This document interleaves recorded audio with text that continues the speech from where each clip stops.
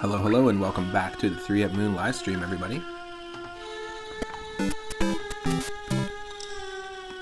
Today is Friday, June 4th, 2021. I was just guesting on Worst Enemies, really cool podcast. We had a 3-hour podcast, me and Elliot and Rathe V. Marie. It was very fun.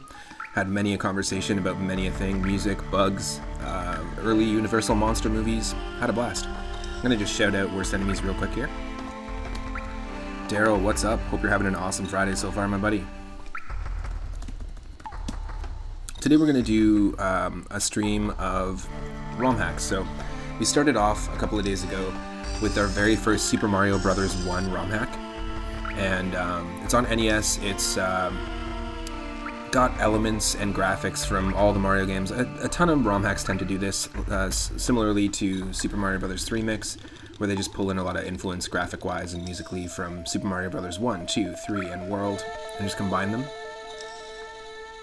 Today we're on World 5-1, so we're just going to continue where we left off. It's called Super Mario Unlimited Deluxe. If you're watching live on twitch.tv/3up_moon, thank you so much for tuning in. If you're watching after the fact on YouTube, click that subscribe button.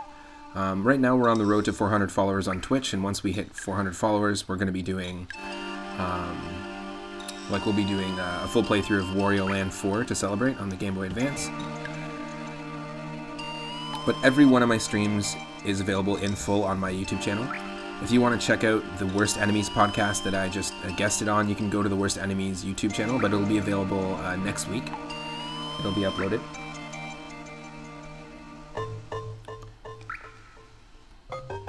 And yeah, basically, if you're watching on YouTube right now, this is going to be just a one-off. It's a ROM hack showcase. So we're going to be playing a few ROM hacks. We're going to continue this one, Super Mario Unlimited Deluxe. If you want to watch me play other Mario ROM hacks, I've got 2 playlists on YouTube, Super Mario Bros. 3 ROM hacks and Super Mario World. Then after this, we're going to play Castlevania Blood Moon. It is an NES Castlevania 1 ROM hack. I grew up with Castlevania 3, where you could change characters. It's quite a difficult game. But Castlevania 1 was not one that I played a lot of. Heyo. Welcome. Worst Enemies, thank you so much for the raid. Was just doing the intro here. I had a blast guesting on the podcast. It was really, really fun. Welcome, Rathe. Some people were just asking where they could view the podcast, and I know that you've got a Worst Enemies YouTube channel, so you can go check that out. It'll be uploaded next week sometime. Yeah, welcome to the stream. Thanks for the moon, Daryl. I am going to start things off today by basically continuing our very first Super Mario Bros. 1 ROM hack. So anyone that's just joining, the other day we played our very first Super Mario Bros. 1 ROM hack. We actually I've played tons of Super Mario Brothers 3 and Super Mario World ROM hacks, but we haven't really dove into Mario 1, and this one was recommended by a few people to me. It's called Super Mario Unlimited Deluxe. It was actually from 2020, so it's from this year. It does the same thing Super Mario Brothers 3 Mix does visually, and pulls in graphical elements from all 4 Mario games, including Super Mario World, like all the first 4. It's pretty interesting. I'd recommend it. It's not not a very complex game, but still really fun. After that, we're going to play, like I was saying, Castlevania Blood Moon, which is a well-known hack of Castlevania 1. And I haven't played Castlevania 1 in a very long time. We're just going to dive into it. Recently, we did experience a super blood moon eclipse. So I figured that was just like about a week ago, so I figured we'd do a little nod to that. And then we're also going to be playing an April Fool's Sonic the Hedgehog hack, where somebody had created a story about the blast processing chip in their Sega Genesis failing on them. So the idea is we're going to play Sonic 1 on the Genesis, except we have to be consistently building up our blast processing by collecting rings. And if we get hit or lose rings, or aren't consistently building up the blast processing meter, you'll see what happens. There's an interesting surprise.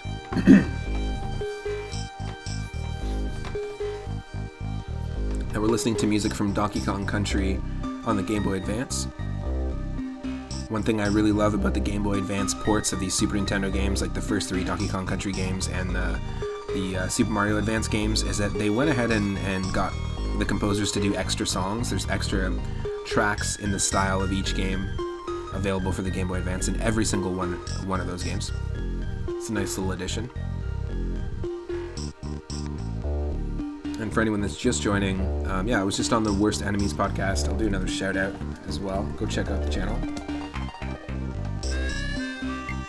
So it'll just be a few seconds here, and we'll be continuing with Super Mario Unlimited Deluxe, released in 2020. It's our first Super Mario Brothers 1 ROM hack, and we're on World 5-1.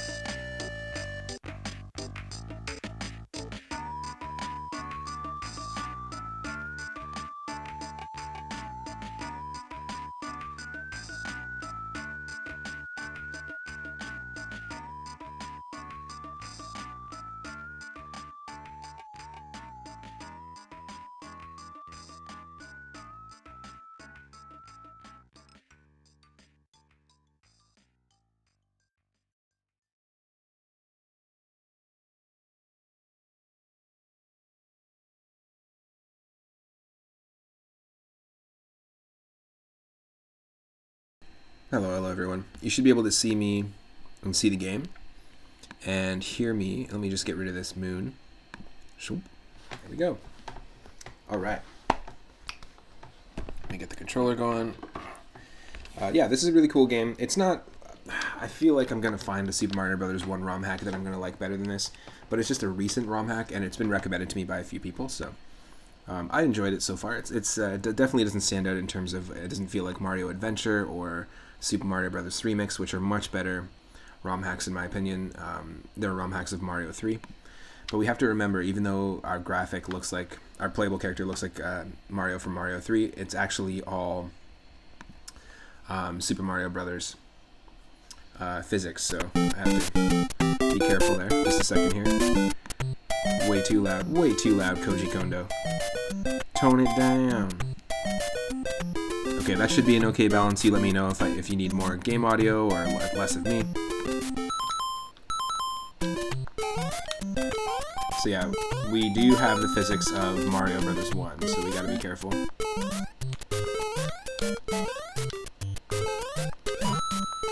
Wow.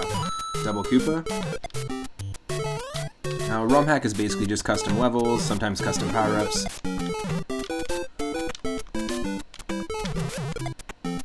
Oh, wasn't fast enough.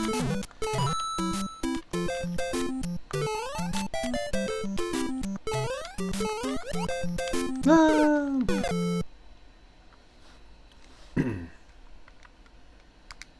From the top.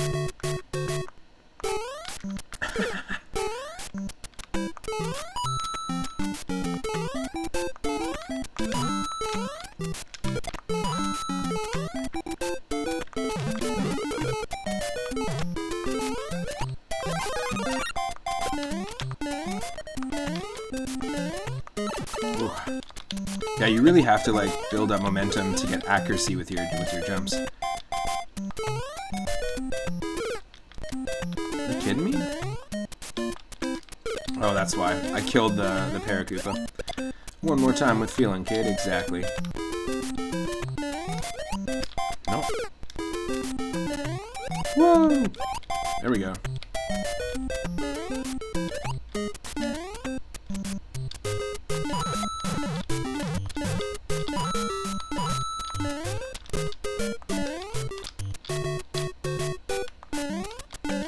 Holy shit.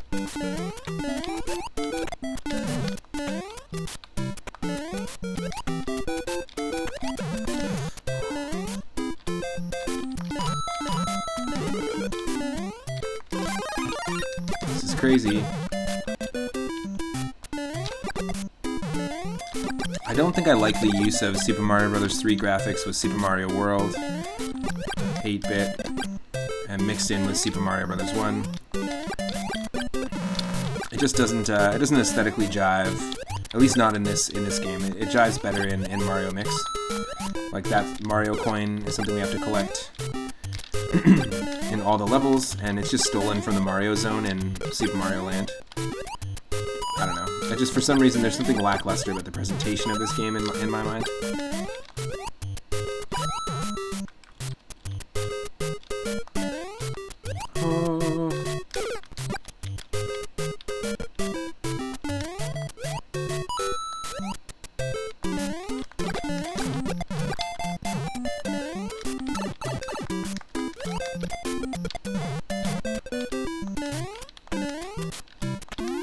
There we go.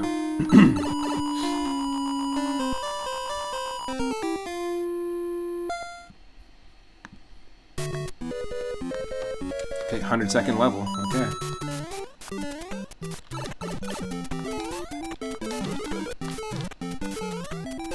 Nope.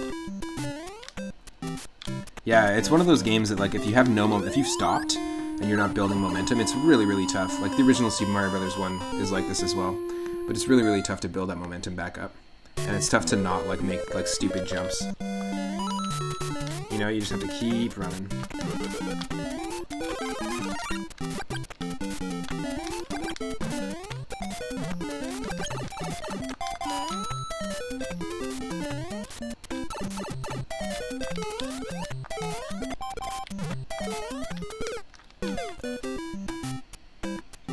Hey, Epic. Thanks for joining in.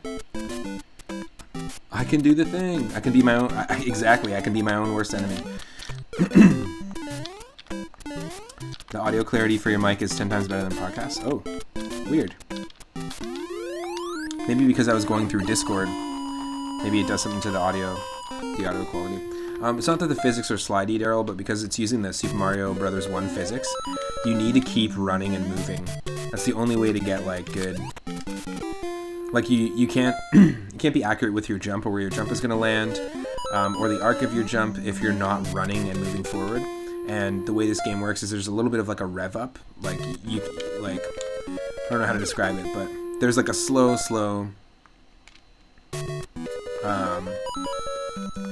Yeah, like, look at how it takes a while for me to speed up to my top speed. And when I stop, I don't stop on a dime, I kind of, like, decelerate. There's, like, a slow acceleration and a slow deceleration. It's the best way to describe it, I guess. So it's really important for me to just keep running. Oh. Like this. Like, don't stop. Just keep trusting in my own forward momentum is the only way to do it.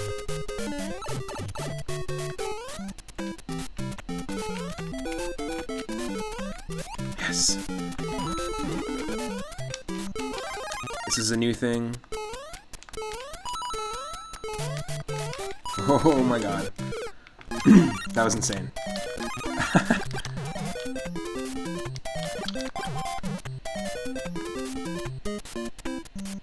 Sorry, I can't see the chat, so I don't know what's going on here. Ba-ba-bum. During the podcast, it sounded fuzzy and distant. Weird. Like a high-quality Xbox 360 mic. Also, the frame rate of the game is kind of unless it's on your end. Weird.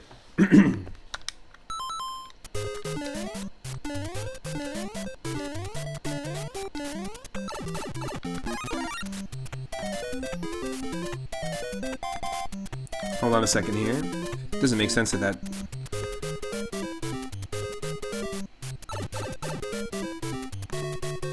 It doesn't make sense at all that the frame rate is being meh. One sec. I'm just gonna let the time run out here.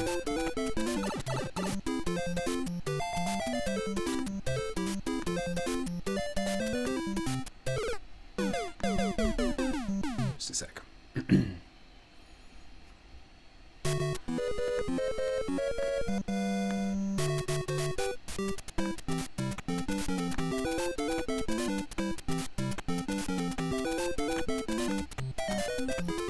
Weird, I have no idea why it's a thing. Doesn't seem to be...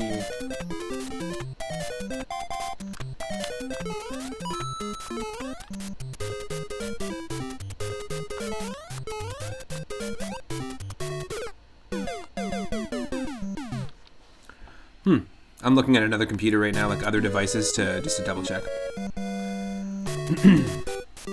Because it's also looking good on my end too, like I'm not having any issues for whatever reason, frame rate wise. Is anyone else experiencing frame rate drops?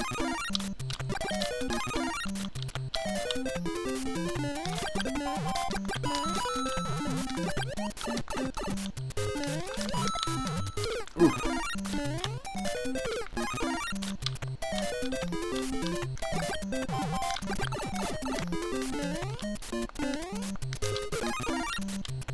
Ooh. Yeah, there's only one way to do this, is to do the run and jump.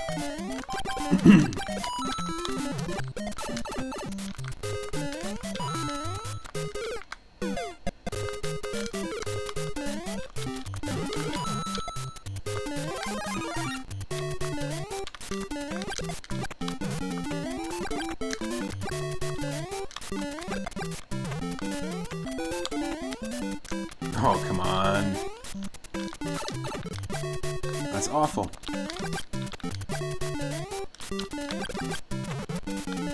Yeah, you really have to, like...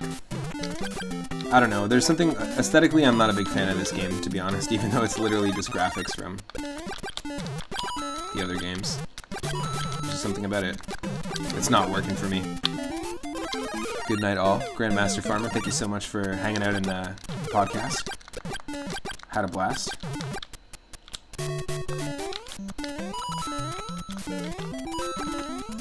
Yeah, it doesn't matter because we're going to run out of time either way.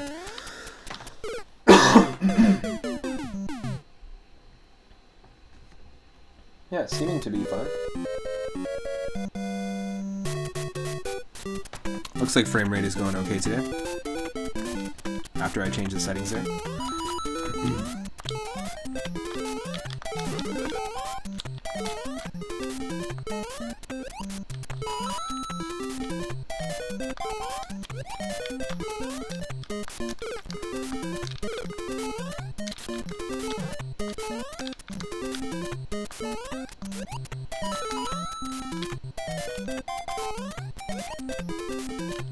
Oh.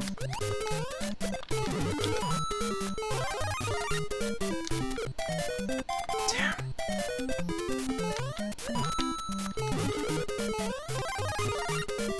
It's just janky too. Like, it's Super Mario Brothers 1, but the level design is not really lending itself well.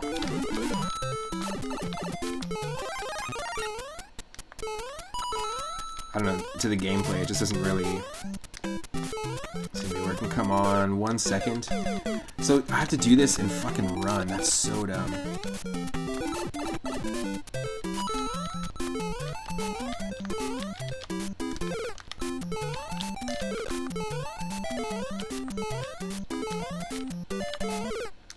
Yeah, there's no way. There's no way. You just have to do it from the top. That sucks. That totally sucks.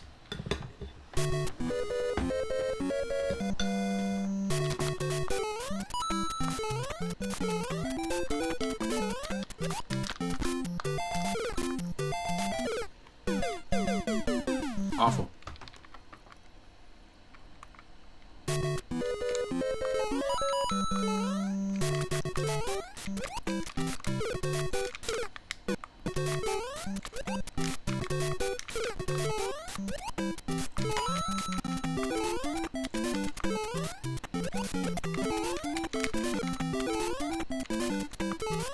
Is this game meant to be very difficult, like a middle finger to the player? I mean, it seems like it.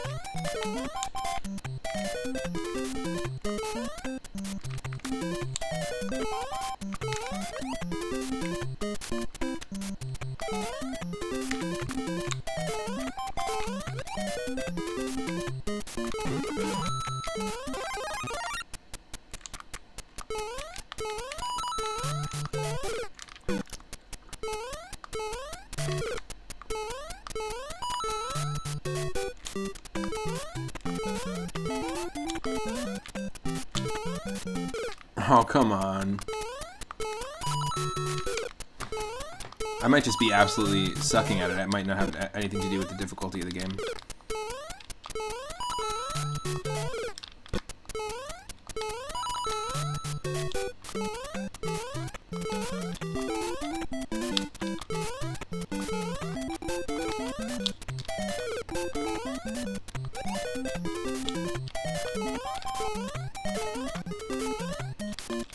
Oh, come on. That's nuts.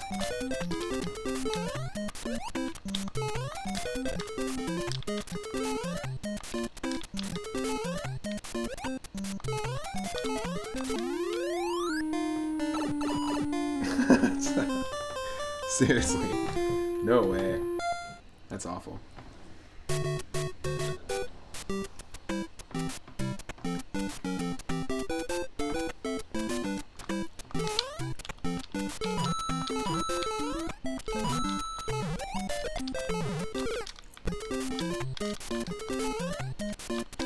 I'm awful. Look at this.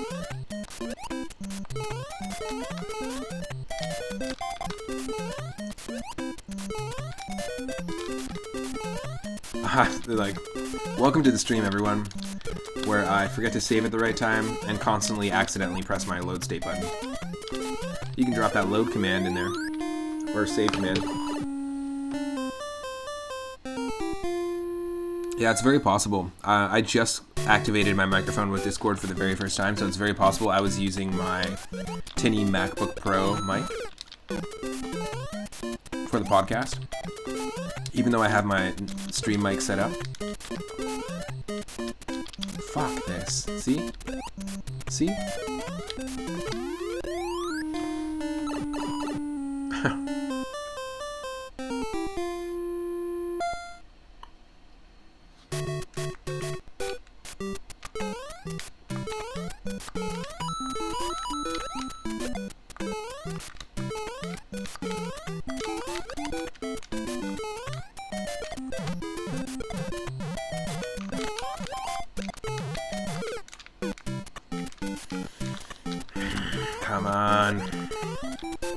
forget the power-ups.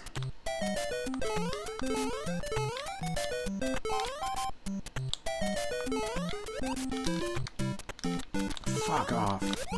This is not a fun game.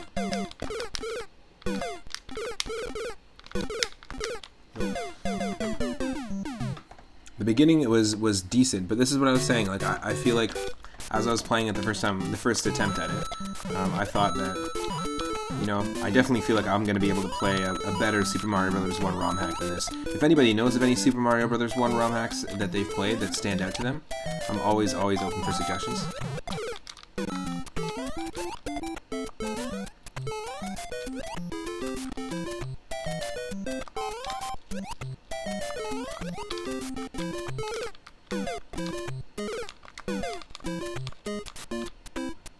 What's Cat Mario? Never heard of it.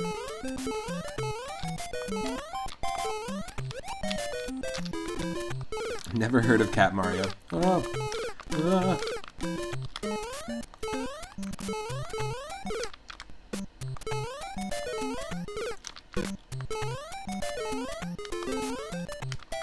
Fuck off.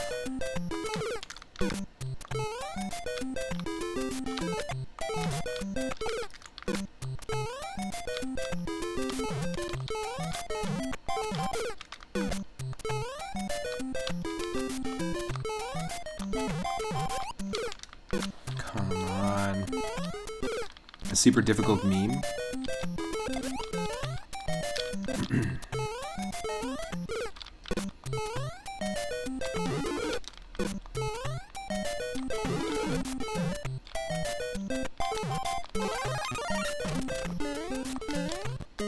Yes.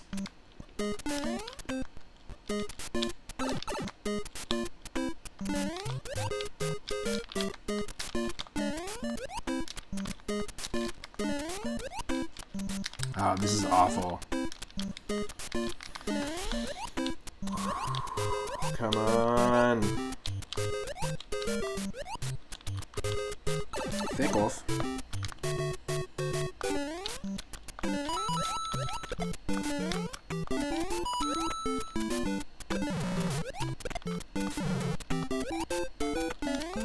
No survivors.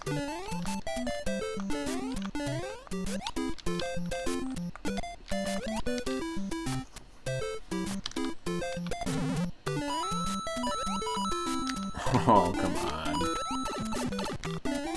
The Mario Zen. Exactly. He said, I gotta hit that Mario Zen moment.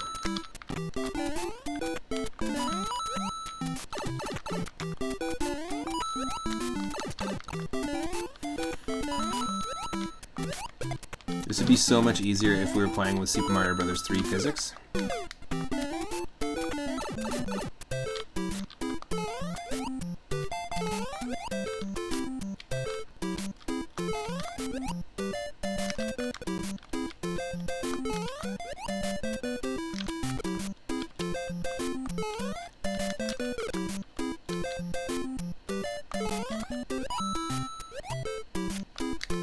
Come on.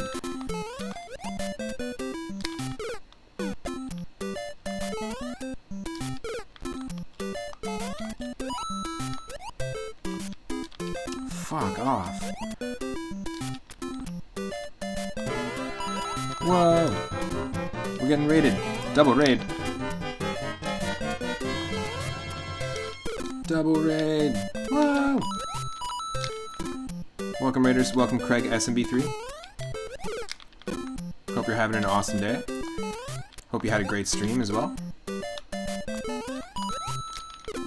Ah! We are playing a really frustrating ROM hack. So basically, this is the first ROM hack. Welcome everyone, by the way. This is the first ROM hack, first Super Mario Bros. 1 ROM hack that we're playing on the channel. It's called Super Mario Unlimited Deluxe. It's got a bunch of like mismatched graphics from Mario 3, Mario 2, some custom ones, some Super Mario World in 8-bit style. And it's a ROM hack of Super Mario Bros. 1. So we're using Super Mario 1 physics. It's got that slow acceleration and then that slow deceleration of movement. So it feels nothing like Mario 3, but it is throwing me off a little bit because we're using the Mario 3 sprite. My name is Matt, otherwise known as 3 at Moon. I stream here every single day from 1 p.m. Pacific onward. I do retro games, ROM hacks. I play a ton of Super Mario Bros. 3 randomizer, and also just randomizers of retro games in general, and I also love RPGs. I'm a drummer, a session drummer, and I also have a YouTube channel, so if you can't catch me live for whatever reason, you can actually follow me on YouTube. Really appreciate it. Hope you're having an awesome stream. Thanks for the shout out, Daryl. Yeah, if you like that kind of content, then click that follow button. It'll let you know when and what I'm streaming next. You're going to see a lot of jank here.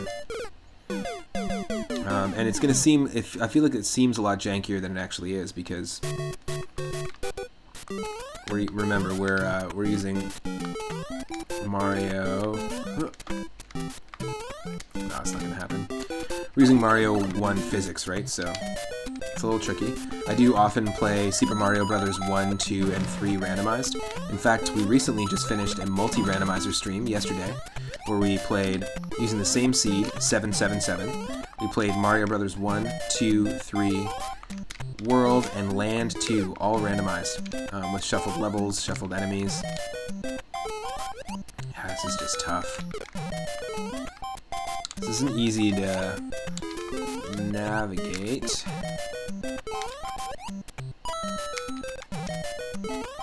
World 5 is when stuff really started to get complex in this game, in terms of level design. Just requiring a lot more accuracy from us, and whew, it's tricky. It is very hard, yeah. You have to wait for the timing. Like, I can't imagine doing this without save states. Absolutely can't imagine it. I was recommended this by several people. I have to say it's definitely, like, aesthetically not working for me, and also it's like the difficulty curve just ramped up big time. However, I do highly recommend Mario Adventure or Super Mario Bros. 3 Mix. They're two amazing Super Mario 3 ROM hacks that we played on the stream.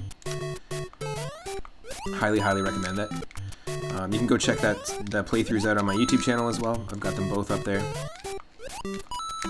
And I know that there's better Super Mario Bros. 1 ROM hacks out there. If anyone does know of any, now that we've got some more people in the chat room, if you know of any Mario 1 ROM hacks that stand out to you. Hello. Hey, Food, welcome. Hope you're having a good day. Happy Friday. Oh, thanks. Nice little reference to Pokemon. We play a lot of Pokemon on stream as well. We're currently doing a Nuzlocke challenge of a ROM hack called Crystal Clear. Stoner Mario Bros. I'd play that. Yeah, I'm just making a list of them, different ones to try out, but holy shit. This is insane.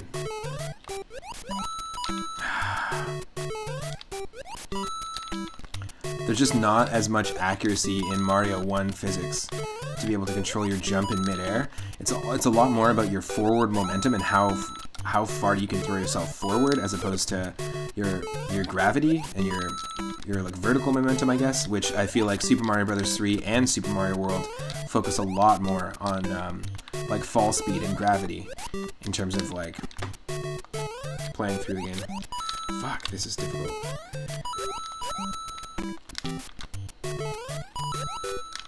Okay, I have to do the first jump real fast. That's the way to do it. Oh my god. I apologize for the constant. Nice. Okay, cool. Daryl. Stegosaurus McCartney, thank you for using your 4,200 Moonstones to add a game to our viewer request night. Every single Sunday at 6:30 p.m. Pacific, I do retro games, and you can add any game, whether it's a ROM hack, if you want me to take on a certain challenge, like do Pacifist Challenge, or if you just want me to play the game. You can add any game you want from Game Boy, Game Boy Color, or Game Boy Advance. Fuck, so close. Or NES, SNES, or Sega Genesis. Holy shit. Daryl's adding Stoner Mario Bros. I'll look it up and try to get it going. Let me just add it to the list. This Sunday is actually my partner's mom's birthday, so we're going to be going over and having dinner there. So I won't be going at 6:30 p.m. Pacific, but I'm going to be streaming at noon Pacific. You can catch me here. You can actually go back. They're becoming some of my favorite streams, and you can actually go back and check out on YouTube. There's a playlist of all of our viewer request nights. Last Sunday we played Dynamite Heady on the Sega Genesis and World of Illusion. starring Mickey and Donald, which is a really cool platformer made by Sega, actually, a non-Capcom platformer. Stoner Mario Bros. NES ROM hack, redeemed by Stegosaurus McCartney. You also don't have to wait until Sunday just to redeem it, and I don't do timed viewer requests either. I just play the game as much as I want to play it, really. It's not like, playing only for 20 minutes each game. So what I'll do is I'll message you. I always will personal message you on Twitch and let you know on the Sunday if that's what we're going to play. We actually have some really fun ones this Sunday at noon. It's just going to be this Sunday where we do it early. But we actually starting with Vigo the Carpathian redeemed Kabuki Quantum Fighter. It's a game a lot like, it was described to me as like the Batman NES game, Metroid a little bit of Castlevania vibes, a little bit of Ninja Gaiden vibes, and I've never played it before. It'll be the first time I play it on NES, and that's why I love the retro request nights, is because I just get introduced to games that I never would dive into either way, or in any other case. After that, we've got Hyperbeats on the NES, redeemed by Michelle Butterfield, my partner, and probably going to play 2-player. Hyperbeats is a brand new 2021 rhythm game on the NES made by one of our followers, a cardboard box. It's fantastic. It's like Stepmania with an A and B button as well as the D-pad. It's all original chiptune music. It's basically like an interactive album. It's 2-player, and is all done within the limitations of an original Super Mario Bros. 1 port. So that's why I'm less impressed about the game we're playing right now, Super Mario Unlimited Deluxe, and more impressed with that because it's working off of the same limitations, and there's so much more stuff going on in that. It's pretty awesome. So if by chance you happen to have made a game for Game Boy, Game Boy Color, Game Boy Advance, or any of those consoles, then by all means, please redeem it. After that, we've got Batman on the NES, the Sunsoft game, which notoriously has a fantastic music soundtrack, and that's redeemed by Al Evos, another retro streamer from Canada. So yeah, those will be the ones that we'll be taking on this Sunday. Thank you so much, Health Myself, for the follow. I really appreciate it. It's helping us get closer to 400 followers. We're only 30 away. Once we hit 400 followers, we're going to be celebrating by playing Wario Land 4 on the Game Boy Advance. Because when we hit 300, we actually played Wario Land 1, 2, and 3, and we still have a few levels to beat in Wario Land 3.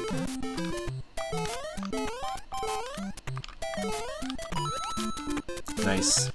So we got 100 coins, and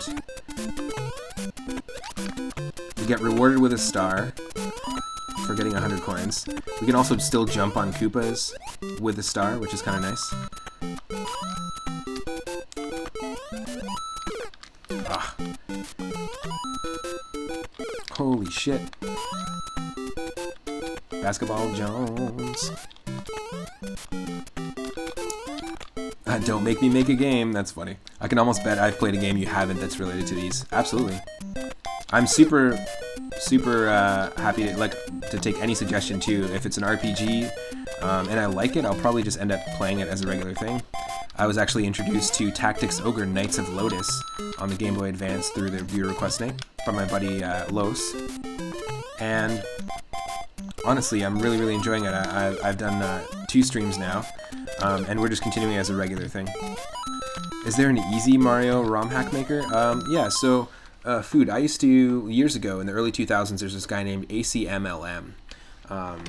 And there was all these utilities out there. There was a utility called XX and XY, I think, or something like that, or like YYCHR. That's what it was, YY-CHR.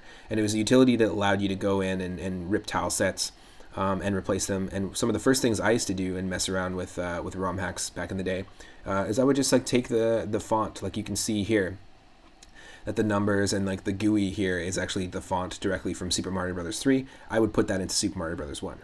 That's all this person's done here, is they've just brought in graphics from other games. I used to mess around with it and try and find interesting fonts in Jeopardy on the NES or Wheel of Fortune on the NES and pull them into other games.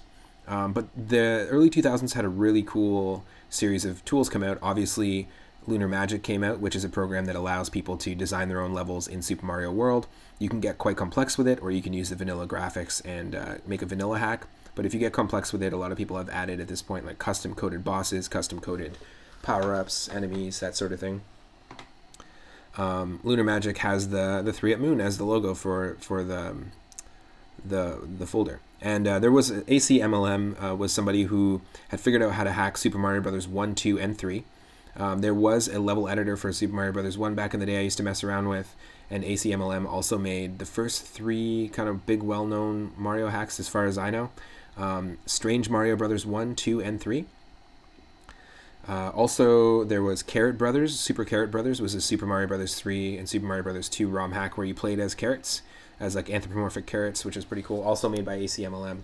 But ACMLM also developed 2 tools, the Super Mario Bros. 2 and Super Mario Bros. 3 Discombobulator. And it was something that allowed you, it wasn't as complex as Lunar Magic, and it was something that allowed you to kind of edit the game a little bit.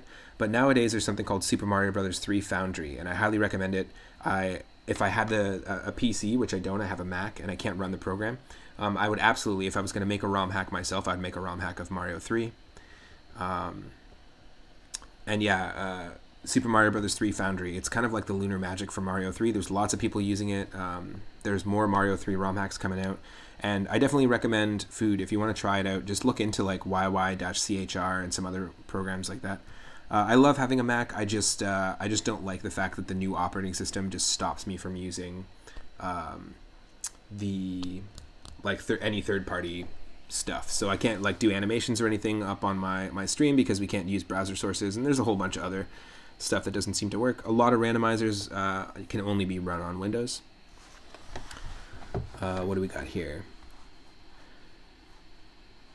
Yeah, Wario Land on the Virtual Boy. I definitely haven't played that one, Epic. I've recently, a lot of people have said it's really, really good. Haven't played it, never got a chance to ever play a Virtual Boy or see a Virtual Boy. But I think it'd be really interesting. There's also, of course, Wario World was developed by Treasure on the GameCube, but it doesn't really feel like the Wario Land games. Super Genius, hey, what's up? Welcome to the stream. You tried the NES rhythm game Hyperbeats. It's pretty good, but you suck at it. Yeah, it's tough. It definitely requires like some grinding to get good at it, but it kind of reminds you of the Beatmania Game Boy Color games. Totally. Great music though, like one of my favorite soundtracks. Glad you're still enjoying Super Mario Bros. 3 Mix. This is nothing like it. Like this is quite janky what we're playing right now. Super Mario Unlimited Deluxe. Food, definitely try Lunar Magic. It's super fun. I would totally play a hack that you made if you wanted to put some levels together. Yeah, and Epic, as I was saying earlier in the podcast, on Worst Enemies podcast, I really wish I had a computer, a desktop PC computer with Windows XP. I mean, I really, truly just want Windows XP, no updates, just to be able to run some old programs.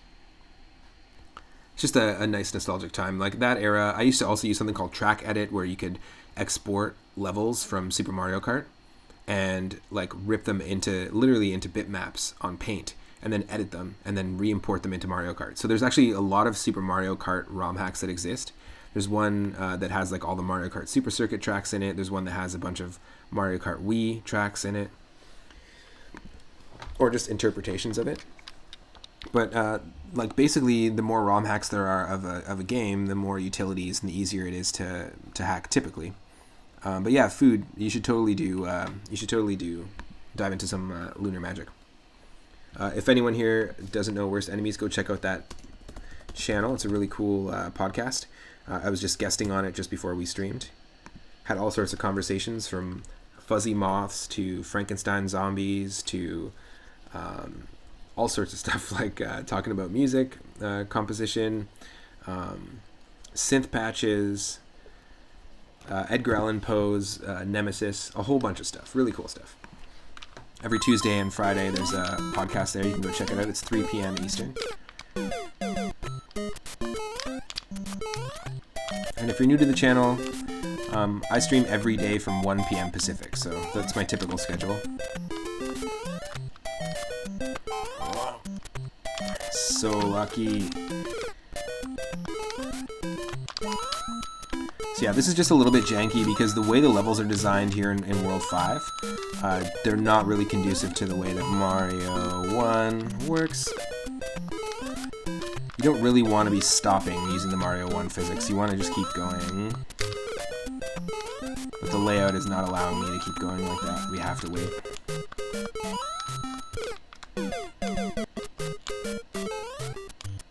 Wow, holy shit. Living on the edge. So after this, we're going to be playing 2 more ROM hacks. It's just a ROM hack showcase today. I'm going to be playing Sonic 1 on the Genesis. I haven't played it on stream yet, but this is a really funny ROM hack that came out at April Fool's this year. And it's a version of Sonic 1 where the blast processing chip in the cartridge, because it's in the cartridge, is broken. And you'll see what kind of hilarity will ensue. And then after that, I'm going to be playing Castlevania Blood Moon, another ROM hack of a game we haven't played on the channel yet. I have played Castlevania 1 before. I grew up with 3 on the NES. But Castlevania Blood Moon is one of the earlier Castlevania 1 ROM hacks. I think it's pretty well known. It's a little difficult. We'll dive into it and have some fun with it. We recently had a Super Blood Moon Eclipse. And it's a nice little nod. I was going to play it during the Blood Moon, but I figured, let people enjoy it and then do a little nod to it later. I've been kind of collecting obscure ROM hacks, and that's sort of what tonight's going to be about. I also do NES homebrew streams, so if you're interested in games like Hyper Beats, or like NES conversions of games from ZX Spectrum, or like personal PCs or Commodore 64. Yeah, I'm going to be doing a bunch of NES homebrew streams. We beat some games that were like similar to Bubble Bobble and Bomberman 2 and stuff like that. At least an inspiration that some people have made. We played some games, some clones, like single screen clones of Frogger and clones of Texas Instrument, like platformer games, because those old Texas Instrument calculators used to be able to, most of them had like games hidden in them, like kind of like akin to Snake, but like interesting platformer games. Well, somebody had converted a couple of them to an NES cart, which is kind of nice. Holy shit.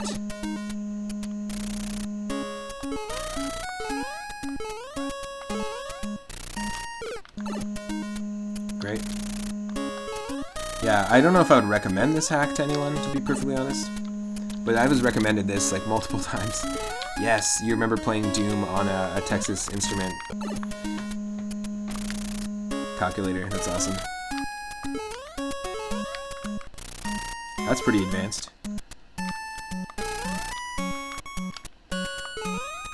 Oh. You fucking doof.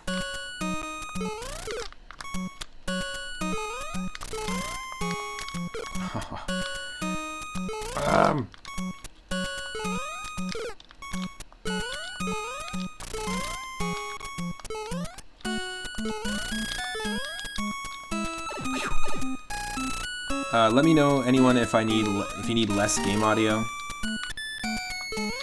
because I can do that. These are not fantastic renditions of these songs, by the way. I feel like a lot more. I don't know. I feel like there's just some things about this that are pretty janky. Yeah, that's what I thought. Whoever made this game, gotta say, polish it up. Fucking polish it up. I know it's 2020. You can do better chiptune music than this. Well, maybe you can't, but someone can. And someone can program this game. You know, can design better levels. Like, there's so many things. There's better graphics out there in Super Mario Brothers ROM hacks. This ROM hack is not my friend, I'm gonna say. Infinitely more refined ROM hacks out there. Holy shit. You're on it already. What's it called? What's your ROM hack called, Daryl? Stegosaurus McCart Brothers? Stegosaurus McCart Super Circuit?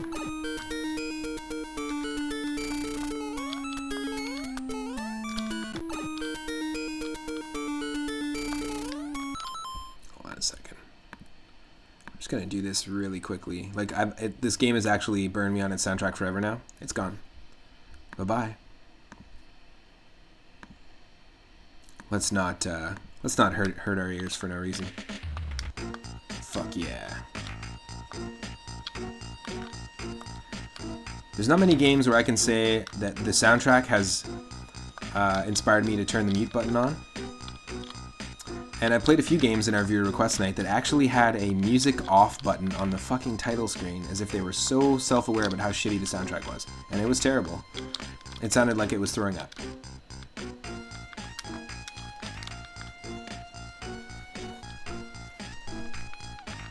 Okay, why is this not working now? Oh, okay. Game instantly becomes better. Hold on a second, I just got to adjust some stuff here on my end.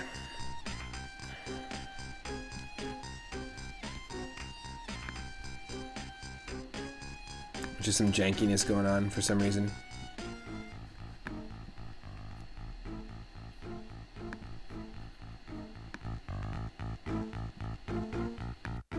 Yeah, just one sec.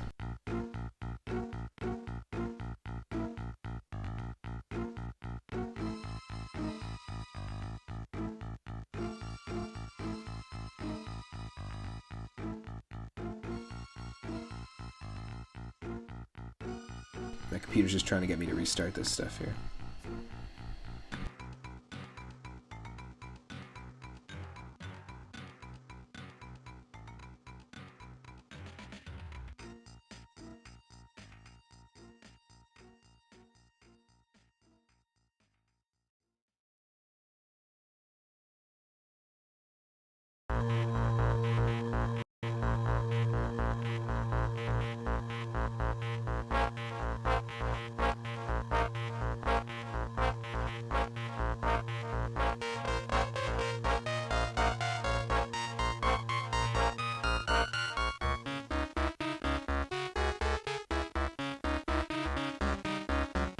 I think I got it. There we go.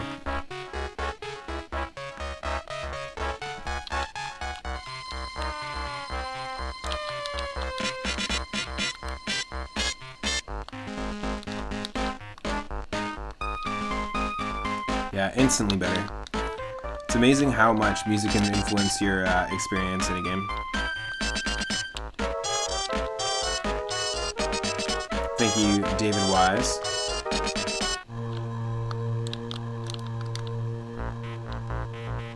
Are we just looping now at this point?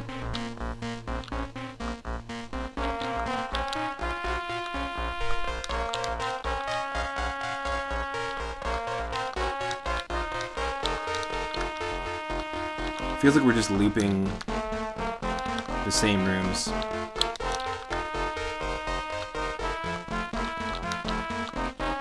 Yeah.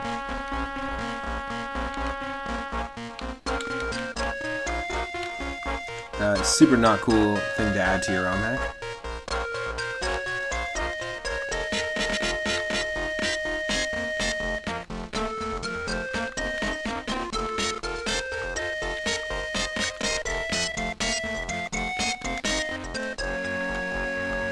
This makes no sense at all. I'm actually this close, so we're gonna switch over to the Sonic one because I'm really not feeling this. Yep, let's do it. Switch it over to the Sonic one. Definitely, whoever recommended this to me, like at least 8 or 9 people recommended this to me. Just because it's new doesn't mean it's good. That's all I'm gonna say. Super Mario Unlimited Deluxe. The name should have given it away. That's the title of your ROM hack. Super not cool, man. There you go.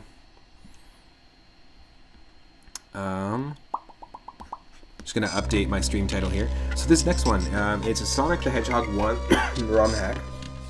It kind of was uploaded as an April Fool's joke with a little bit of a copy pasta, and basically just a little blurb and a story about how they damaged their Sega Genesis and their their Sonic the Hedgehog 1 cart. Somebody had like basically damaged the blast processor in their Sega Genesis, and like the idea is that like there's a blast processor in the cart as well, and it screwed up their Sonic the Hedgehog 1 cart, and they were like, whoa, I was able to rip the ROM, and like I never seen anything like this, what the hell, can anyone help me? And then they uploaded this this game. So you just want Super Luigi Brothers for everything. Honestly, when we play randomizers, when we shuffle around all the levels and stuff, whenever there's a chance we can play as Luigi, like in Super Mario Land 2, it's pretty cool. Might want to change the source.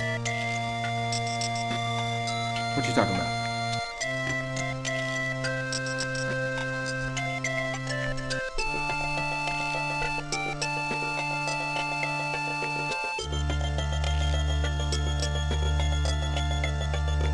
It's going to take a second to update the title here.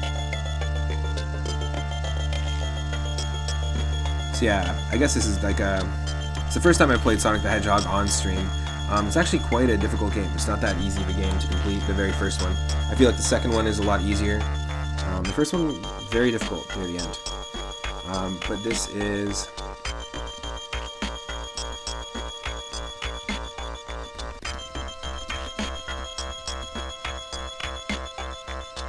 Just a second here.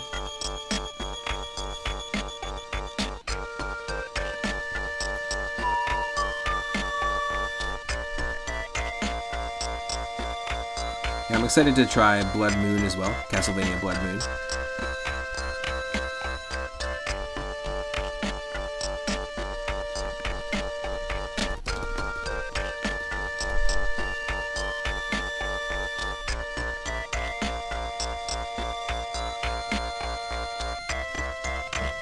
There we go.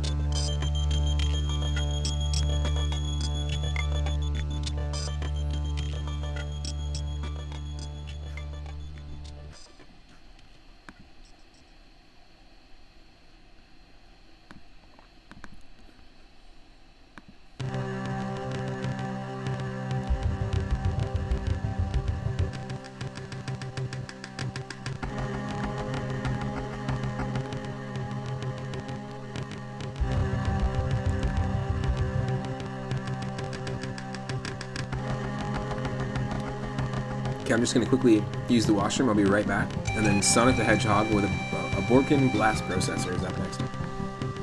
Bork, bork.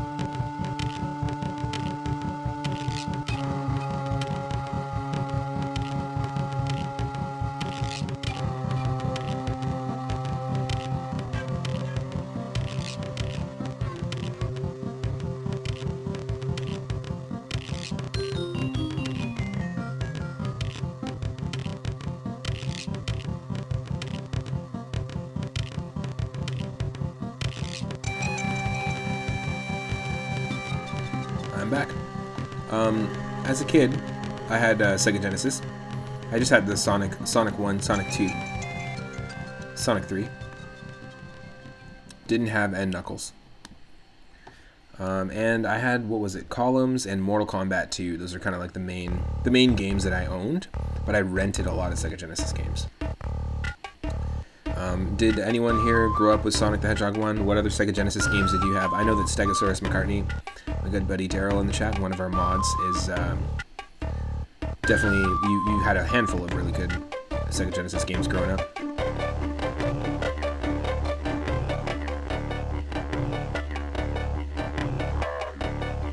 I love that didgeridoo vibe. Okay, let's dive in. Let's do this. Let's do that. Let's do this. Oh, what's happening? What happened to my Sonic game? My blast processor's been borked.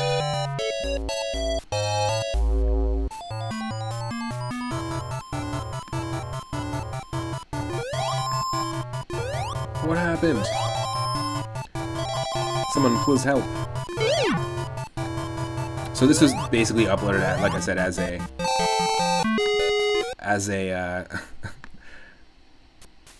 as a hack, like an April Fool's hack. Let me just, there we go. That should be like the majority of the screen here. Okay, let's dive in. It's gonna be tough to play. Just 1 second here.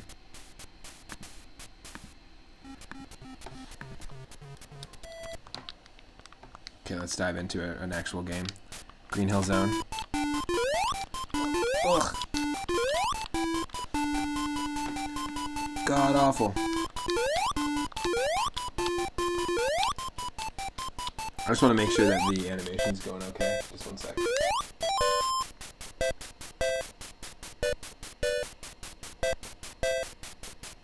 Cool.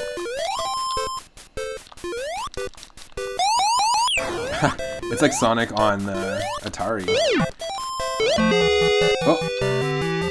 You must have gained a little bit of blast processing. What just happened there? Oh no. So this game, basically you have to maintain your rings and hit enemies to fill up your blast processing meter. It's a funny idea.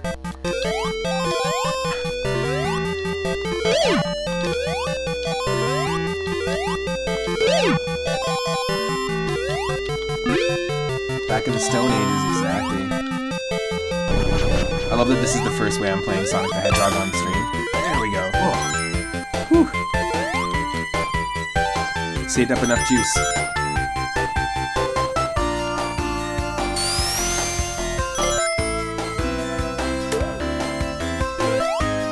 Sega sure does what Nintendo don't. See, then this happens. That's why we can't have nice things.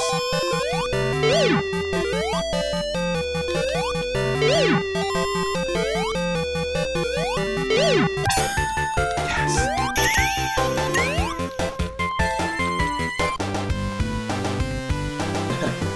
So there you have it. Sonic the Hedgehog with a Borkin blast processor. Act restored.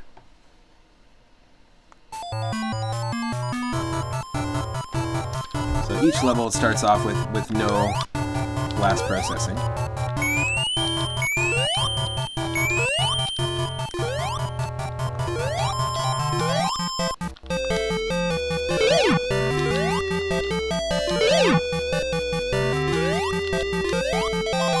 Let me know if I need to adjust audio at all.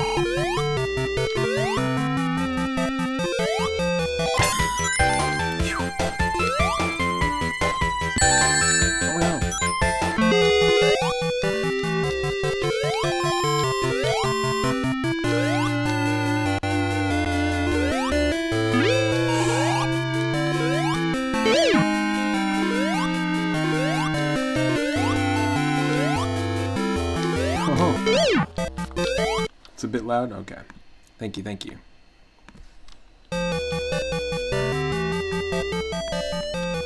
How about that?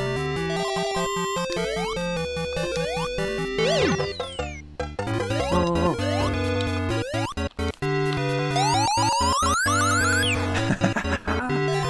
There's just something so good about the Big Crush sound. Yeah, Noku HQ, thank you so much for the follow. Welcome to the stream. Hope you're having an awesome Friday so far. Thanks for helping us get closer to 400 followers. I appreciate the support. We've only been streaming since January, so still fairly new to the whole streaming thing. We've been getting so many amazing new followers and meeting so many awesome streamers. So it just means a lot that people... I've been wanting to put this channel together for over a decade now, so it's nice that I got a computer and we have access to being able to do that. Each person that watches, subscribes, follows, or even supports via Patreon will help keep the channel going and ensure that I can do this every single day from 1 p.m. Pacific onward. On Patreon, you can actually get access to some really cool merch if you are able to and want to support the channel monthly. You'll get a shout out in all of our videos. You get access to merch designed by my good buddy Lucas Bell, who designed the layout and basically the branding for the channel. Some really cool stickers, and you'll also get access eventually to some really cool videos. I'm a session drummer, an improvisational session drummer. I play lots of different styles, and I'm going to be doing some medley videos where I drum along to my favorite video game soundtracks. Like my favorite boss battle themes, my favorite desert themes, favorite water level themes. That'll be for patrons only.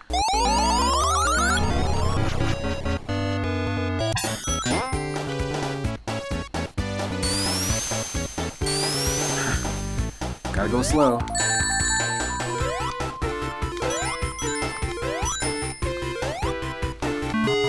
Oh no. We borked it. Oh no, we borked it even more.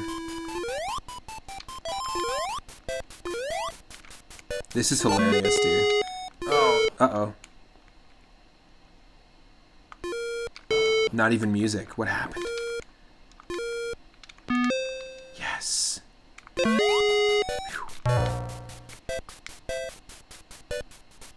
That's insane.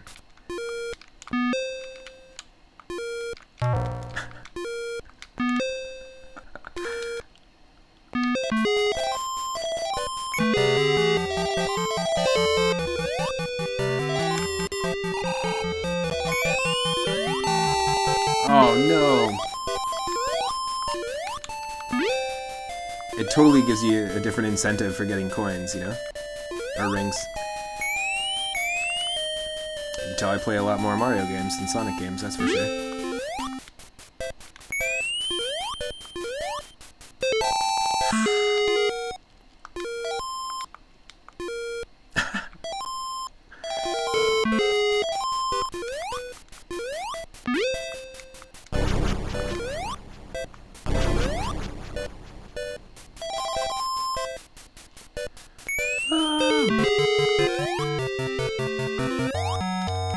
Oh no.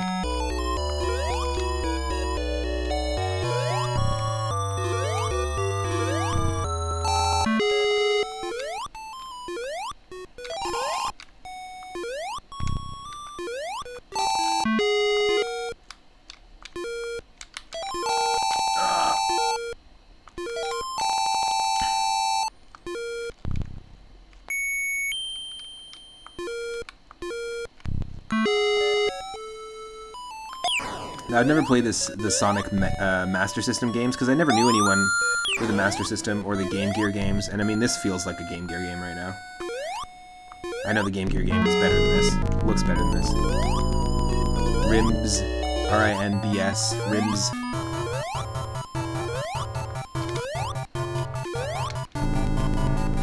That's so funny. Just such a ridiculous way to play this game. You played Sonic 1 the most out of all of them. It's a tough one. Later on, I know the levels are going to get real hard.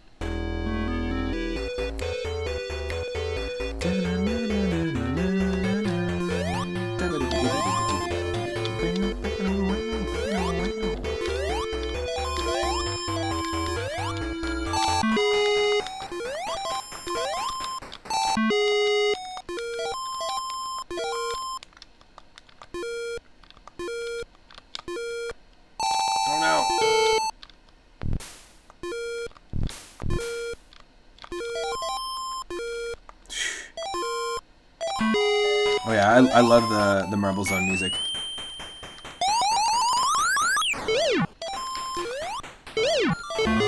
That was cool. coins? Okay, cool. I didn't even know. Yeah, I love the Sonic music, but the Marble Zone specifically stands out to me. We were talking about on the Worst Enemies podcast about how sometimes you just have like an earworm, and certain video game music has always snuck up in different points of my life. Like when I was in school and I did well on a test, when I was in school for audio engineering and sound production and stuff. I always, when I felt good about how I did on the test, after writing it, I'd always have Sonic the Hedgehog 1 music stuck in my head for some reason. But it's never happened really outside of that experience, which I think is pretty funny.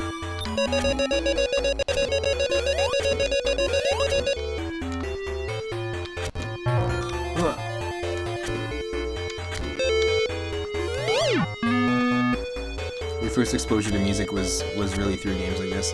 Yeah, I feel like, Daryl, it's the same for me. Like, a lot of reasons, like without realizing it, a lot of the reasons why I wanted to get into music and why I wanted to explore, drumming, different genres and stuff like that, aside from my friend Vic really just inspiring me to try different flavors. That's what they would say. A lot of the music from these games, I just had so much dynamic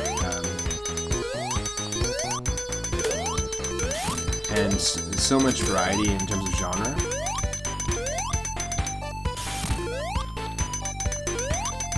Saved a honeybee today. Nice.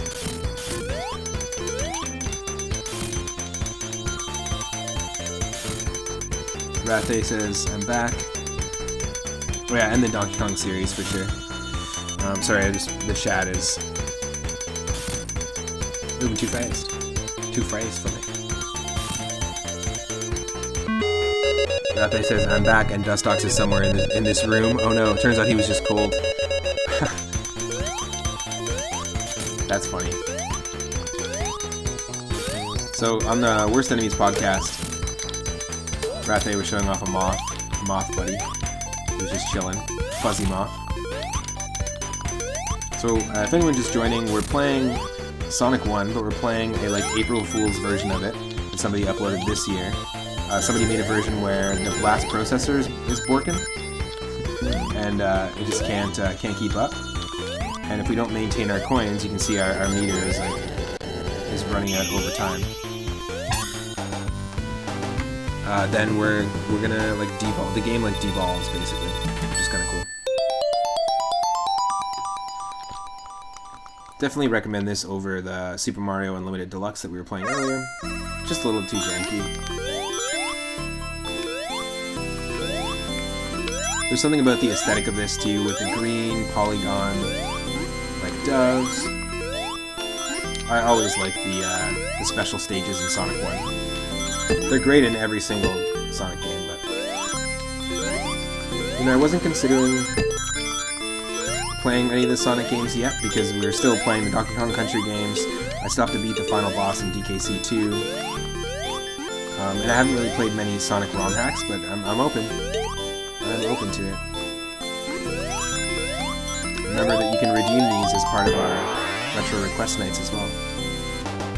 But yeah, the aesthetic of the special stages in this is pretty primo.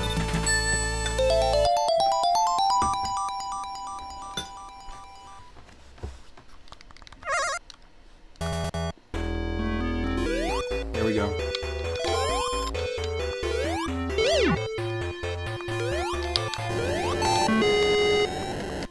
If anyone knows of any Sonic ROM hacks with original levels that they would recommend, I'm always down.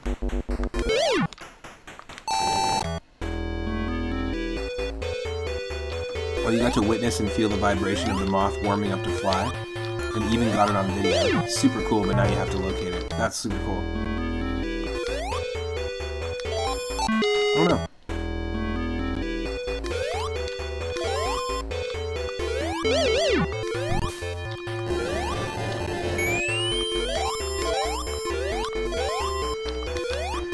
Need more rings.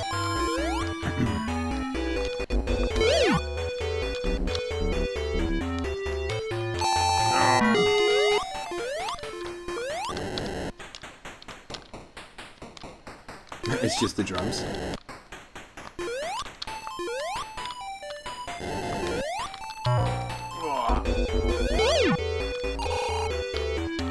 The downsampling is really cool, yeah.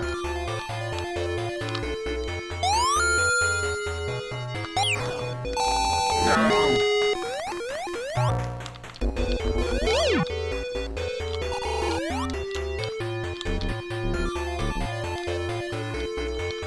Yeah, the story basically was like that some guy accidentally broke his Sega Genesis or like spilled something on it, and then his blast processing unit just couldn't work, and all of a sudden he saw this bar in the bottom corner. And the game, you need to feed the game rings to be able to keep up.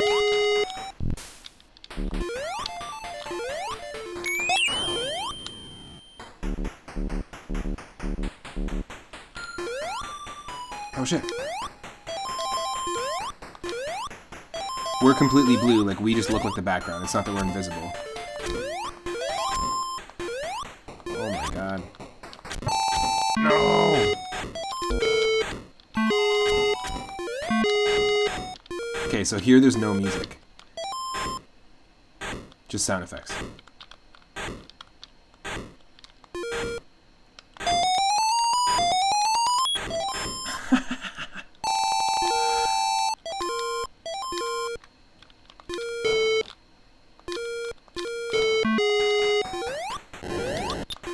The fact that we accurately hit that enemy, I have no idea.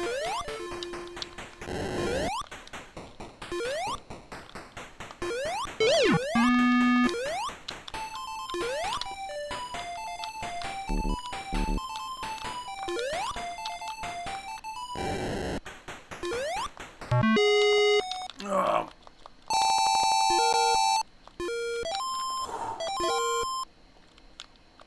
Sure. I'll take it.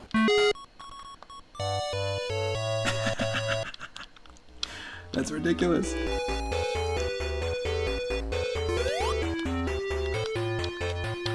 What a funny way. Like I said, the fact that this is the first way I'm playing this is really hilarious.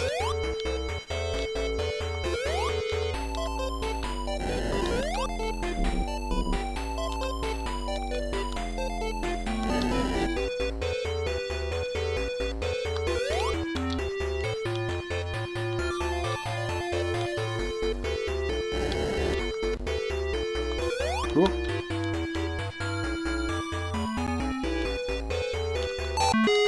Shit. Shit balls.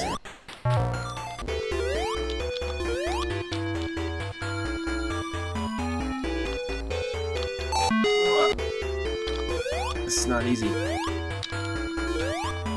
I'm so used to holding the run button that sometimes when I hold down the run button, which is unnecessary in this,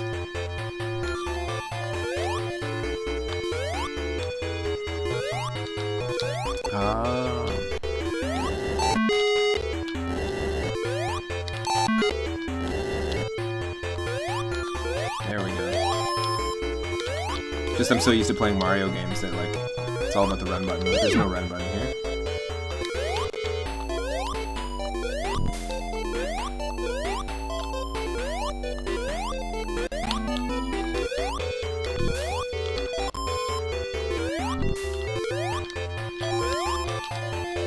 Love the error sound when you downgrade, totally.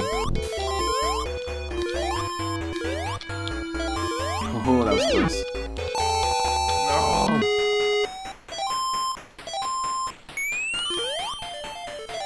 Yes!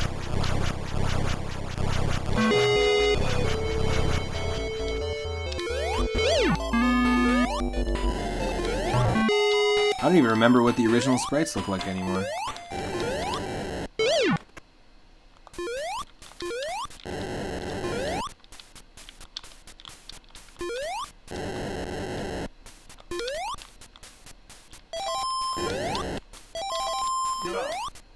Just go. You're invincible.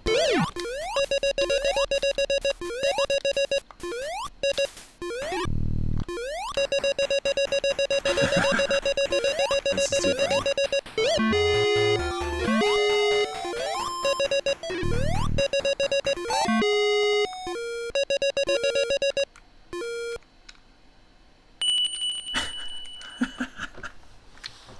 That's awesome. I like the Game Boy palette they got going on. Classic Game Boy palette. Sorry about the beeping. What? You have to dive in like this?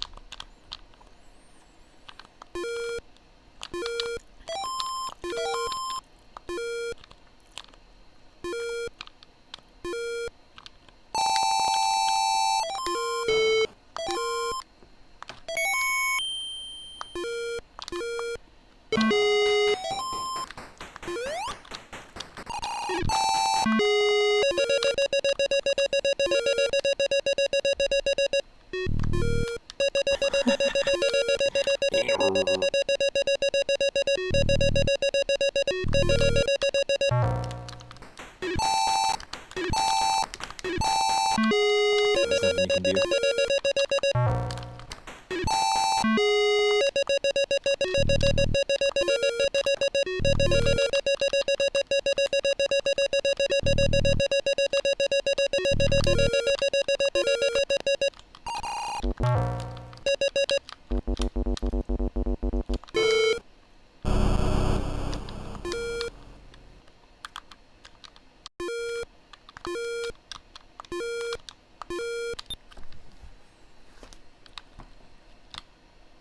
Exactly.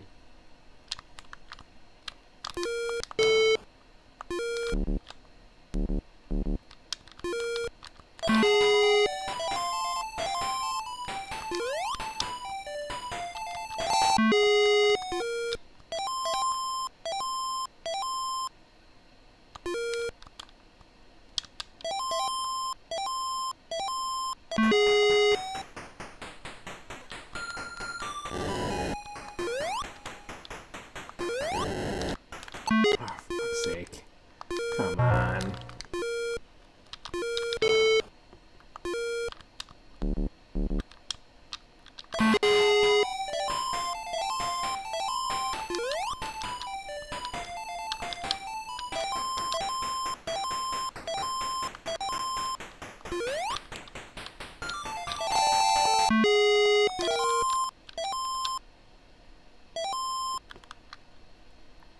This is so funny.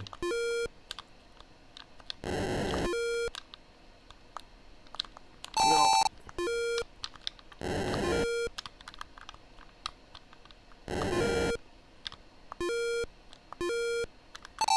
No, didn't even see it. No.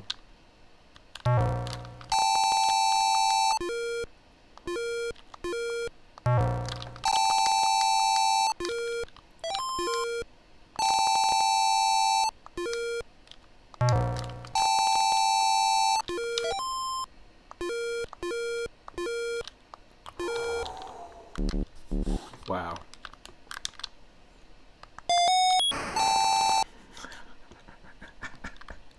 I'm sorry, does the sound effects make me like burst out laughing? It's kind of ridiculous.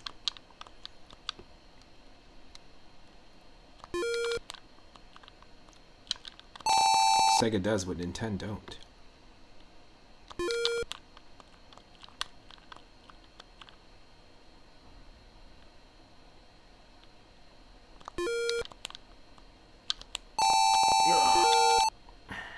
That was dumb. It's even more risky.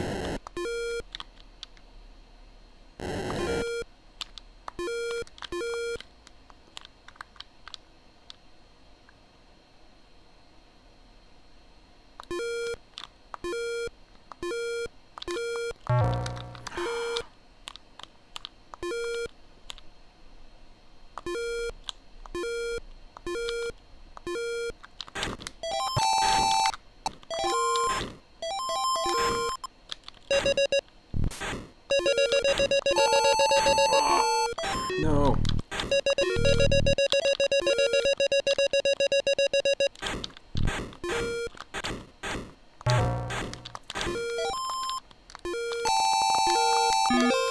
No. That's a spring?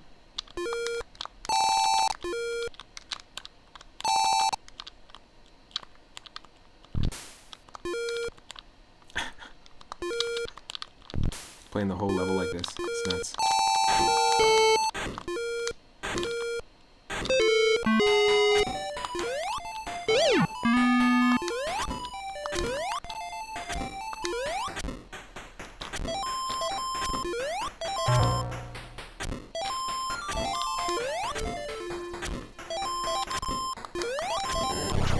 You?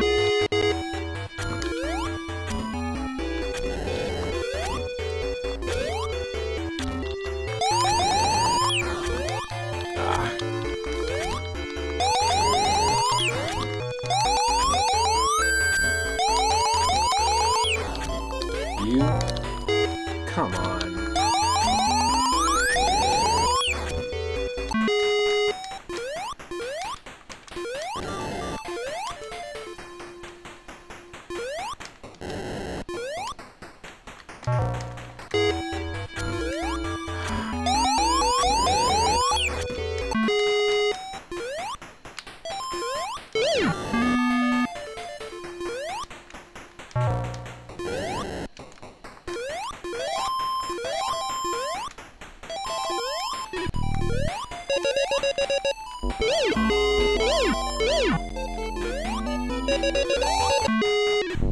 Shit.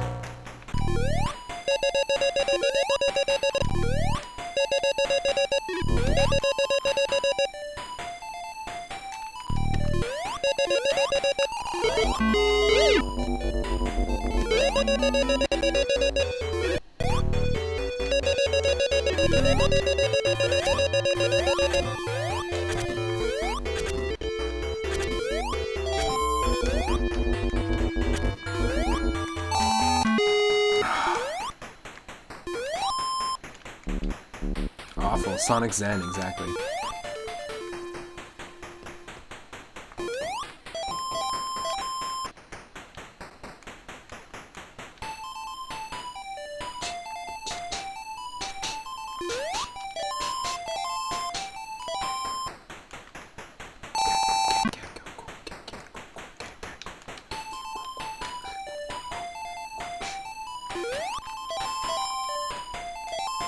Did you have any luck finding dust ox out there? Oh.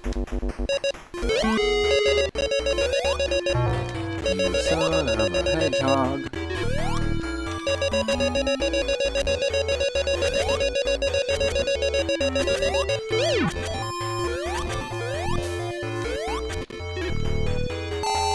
Hell no.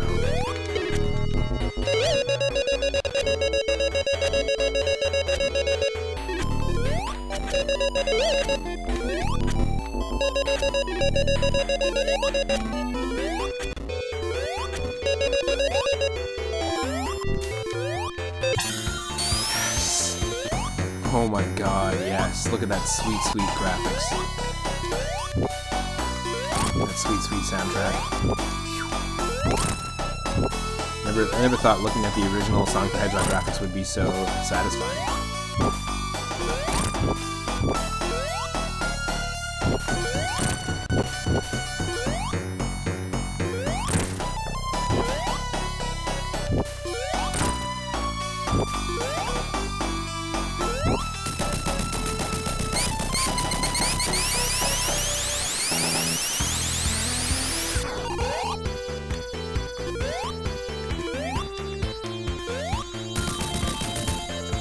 Boom.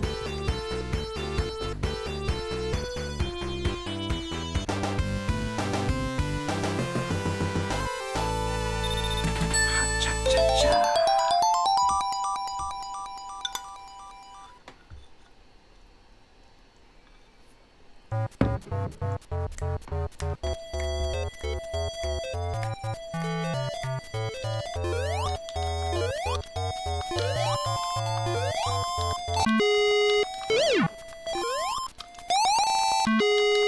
Yo. Nope.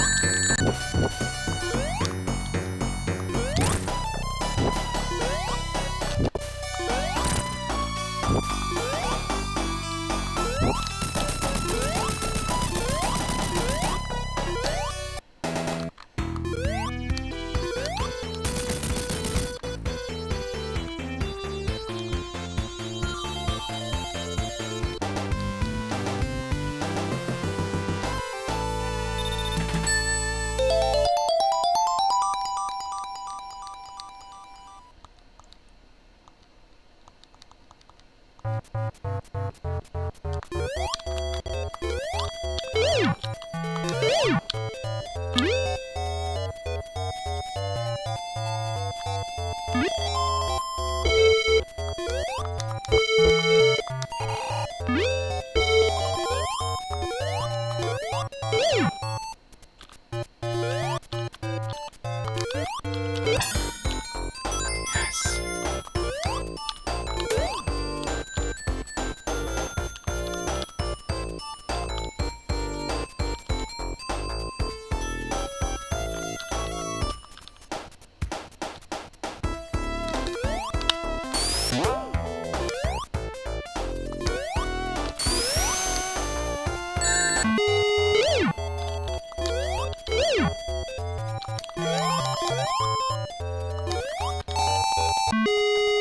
Oh no.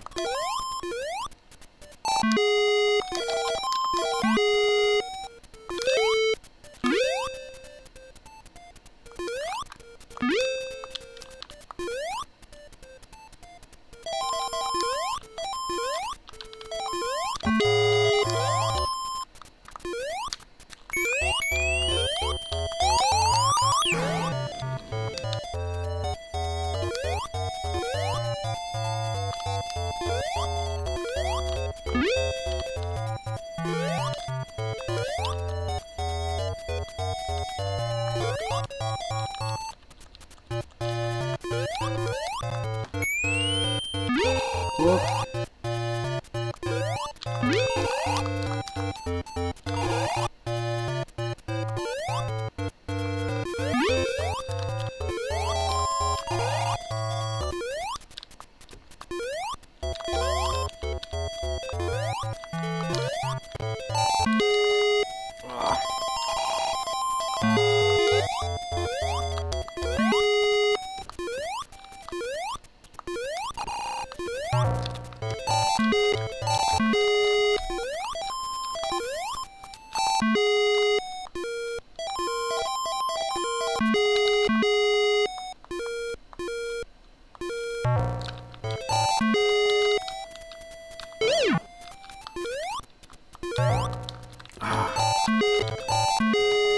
Damn.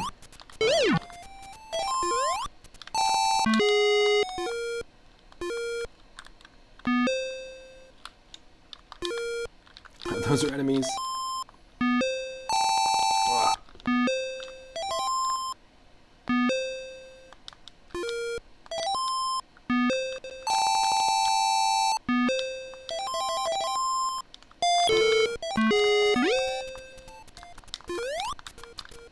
So for anyone just joining, we're playing an April Fool's edition ROM hack of Sonic 1 that was released this year, where somebody made a version of it that has a broken blast processing chip, and we need basically to consistently keep getting coins in order to maintain the quality of the graphics. In order for Sega to do what Nintendo don't, we need to keep getting coins.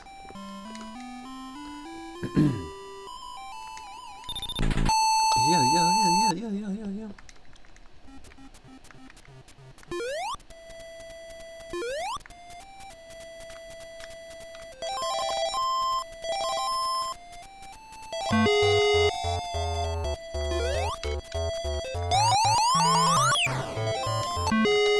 No.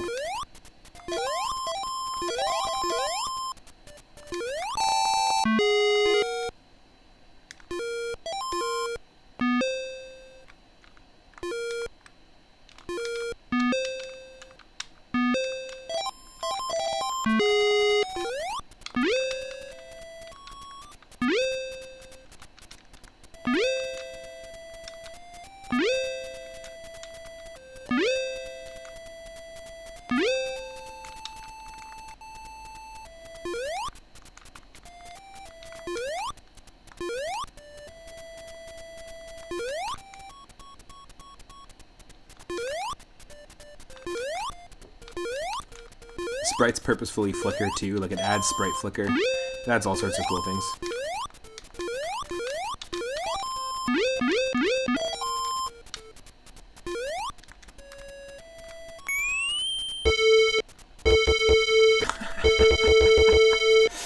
Ah, that's funny.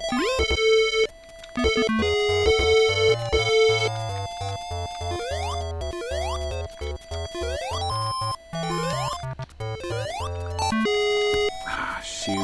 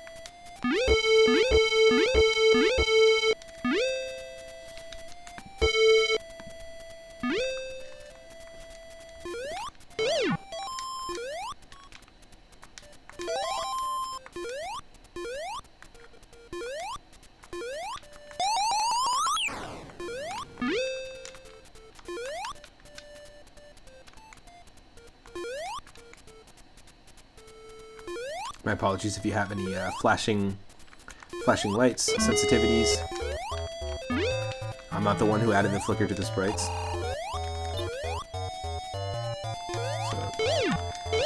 if that bugs you, my apologies. Thanks for sticking around. Thank you to everyone that's hanging out from the raids from Craig SMB3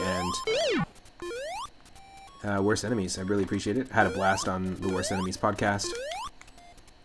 Thank you to Craig SMB3 and thank you to Worst Enemies for the raids.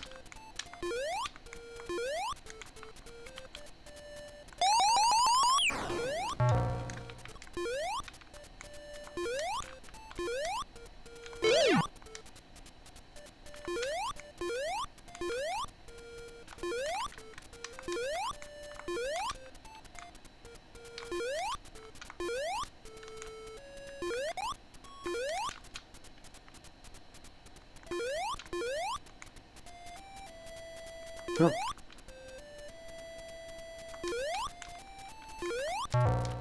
What?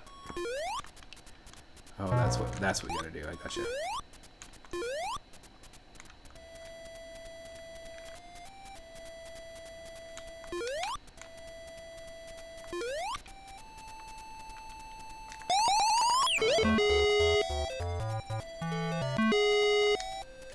Oh, fuck off.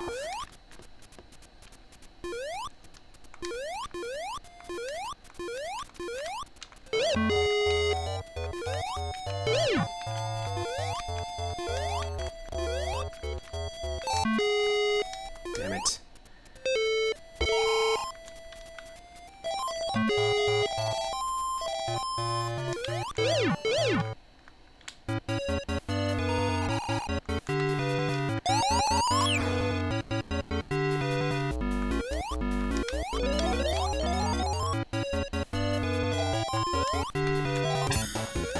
Yes.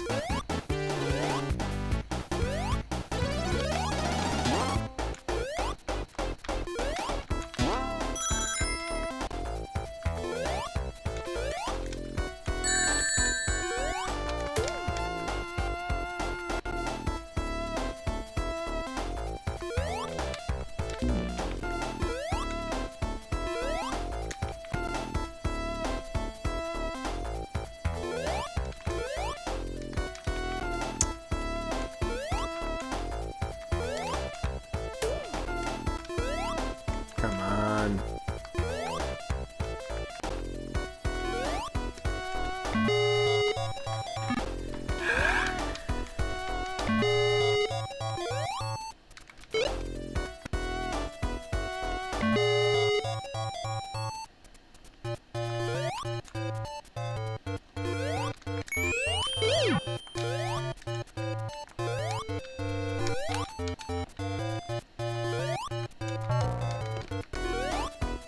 Fuck's sake. That's not easy. This is awful. The sounds hurt. I'm failing. If I don't, that's the whole point. The incentive is like, don't fuck up. The more I fuck up, the more I gotta hear that nonsense. It's certainly one way to create an incentive in a game.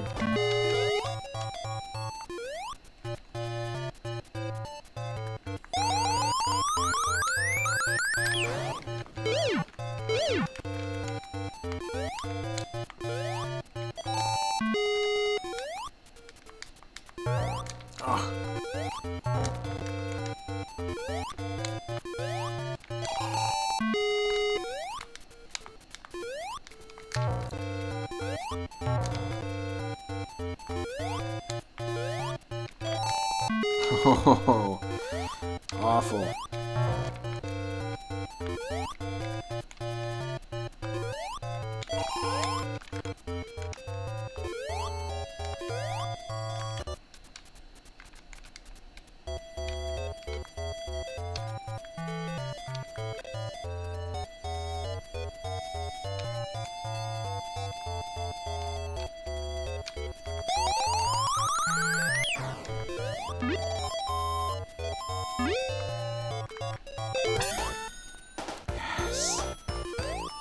It's like total relief to just hear that, to see the graphics as they're supposed to be. That's so funny. It's interesting, an interesting experiment, that's for sure.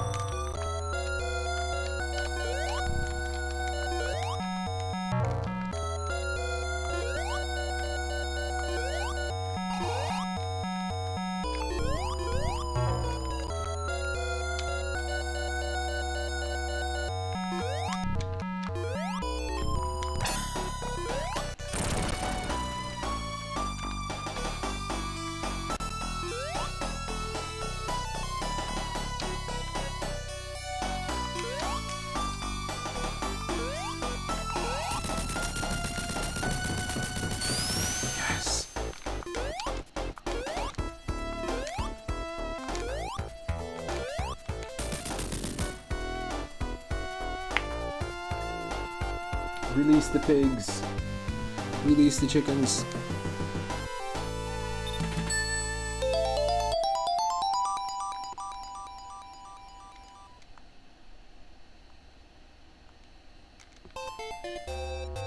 This one.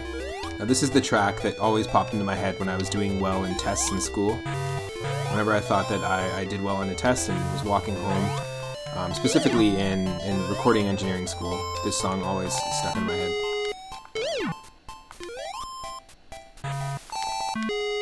And this is probably where we're gonna like end up dying and losing all our lives. Which is fine. Just having some fun with the hack. It's an interesting idea. I mean, it's not something like viably that you can play for a very long time.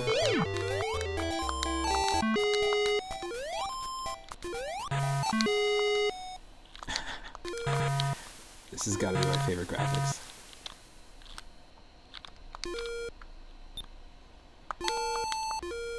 The Game Boy mode. These are freaking bubbles. Thank you.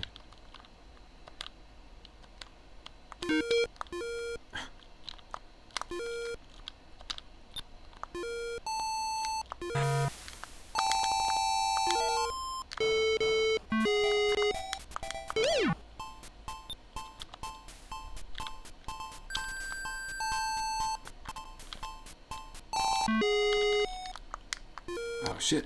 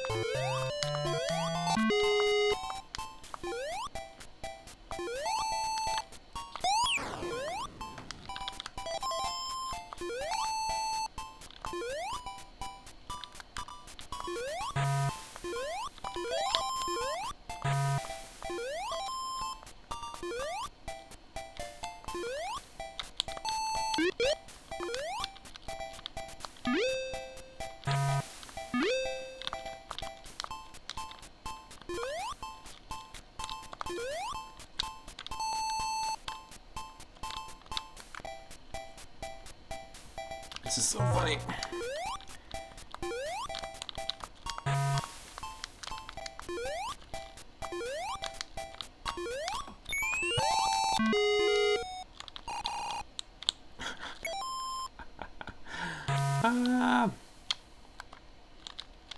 Give me the bubbles.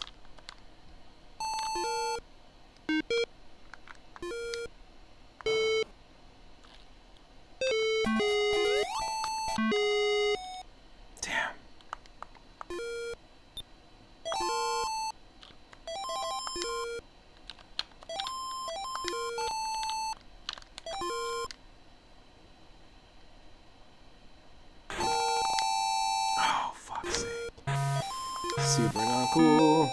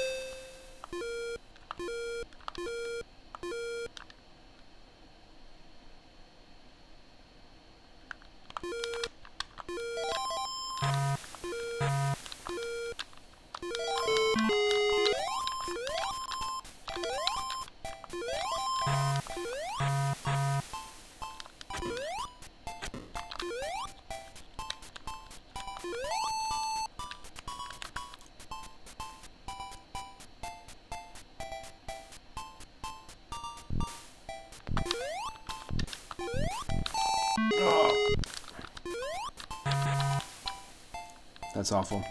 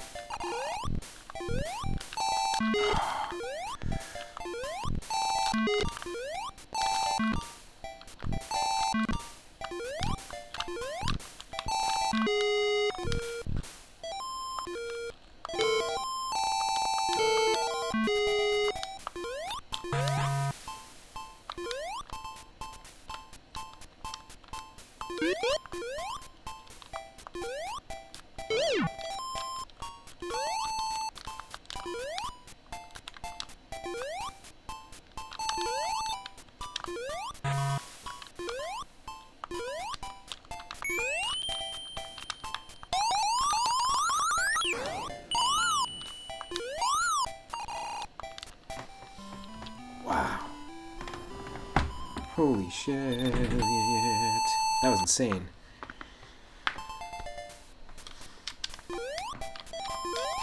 Yeah, the water level's not so fun when dealing with the blast processing bullshit. Whoa. Still really cool though. Funny little foolish ROM hack.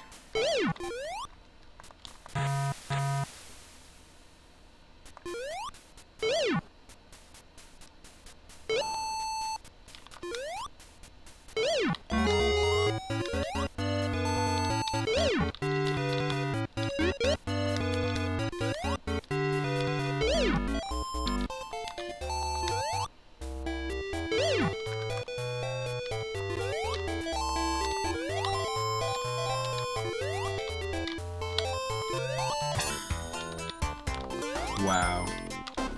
I thought nothing could be more cursed than your food right now. Yeah, this is a version of Sonic 3 where the blast processing is broken. Yes! We just made it.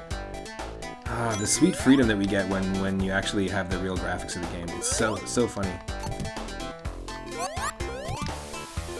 This is made for a Sonic fan game competition and was released on April Fool's.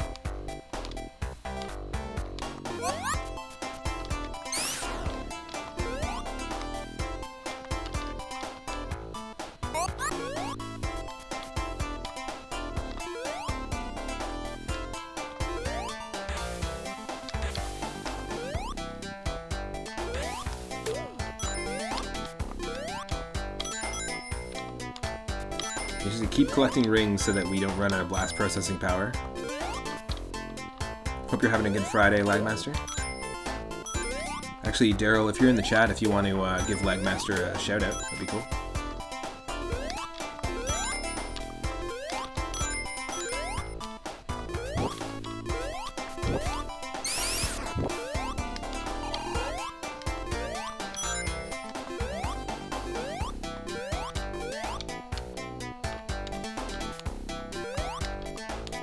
Ah.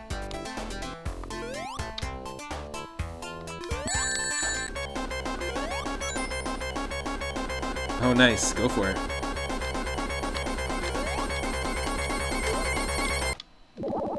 Oh, so close. Unfortunately, you can't. Yeah, that sucks. Unfortunately, it doesn't just keep your blast processing when you die. It starts from the top. Also, Legmaster, just this Sunday, for anyone that's just joining, I do viewer request nights every single Sunday at 6:30 p.m. Pacific. We have an ongoing queue. We're going to be playing some Kabuki Quantum Fighter this Sunday at noon. Today we're going to be playing at noon. This week we're going to be playing at noon Pacific, because I do have to switch things up because it is my partner's mom's birthday, so we're going to dinner. So it'll be during when we normally stream it. But you can go on YouTube and check out all my previous viewer request streams. Played some really fun ones recently.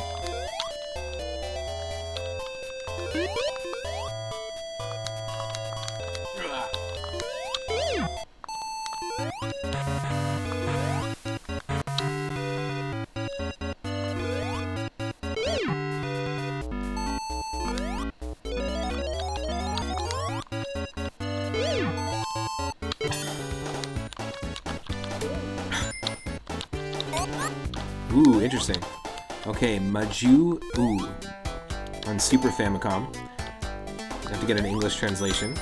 Awesome. Thank you for adding a game to the queue. Anyone can use 4200 Moonstones to add any game for Game Boy, Game Boy Color, Game Boy Advance, NES, SNES, or Sega Genesis to the queue. And I play them every Sunday. I'll also message you when I'm going to play it and let you know when it comes up.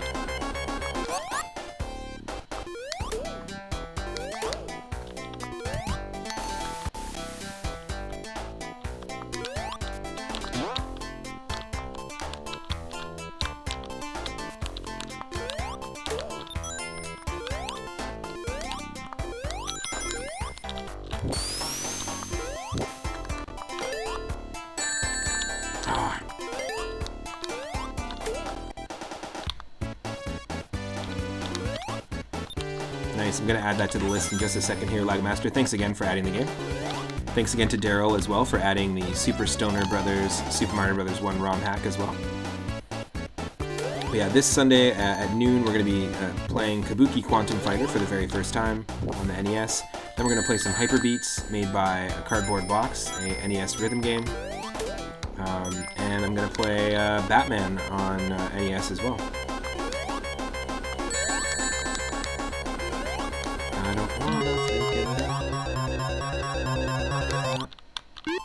Yes!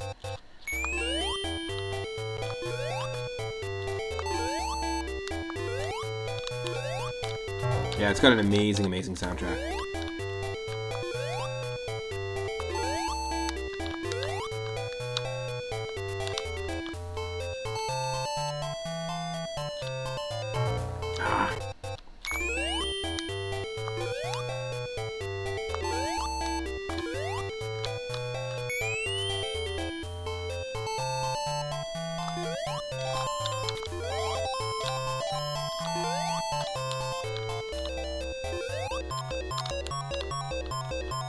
This is a great version of it. Of the music. The drowning music.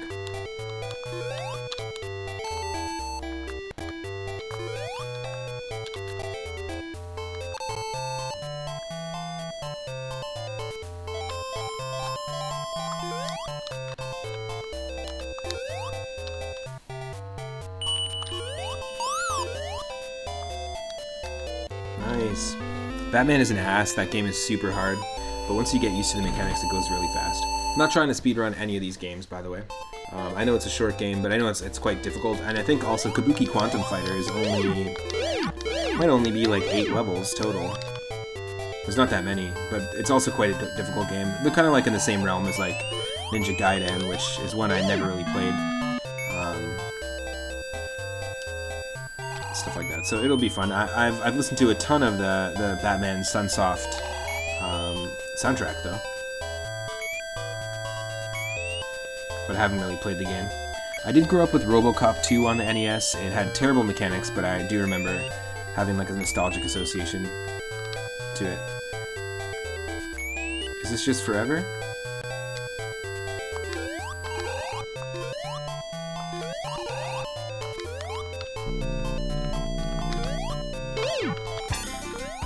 Yes.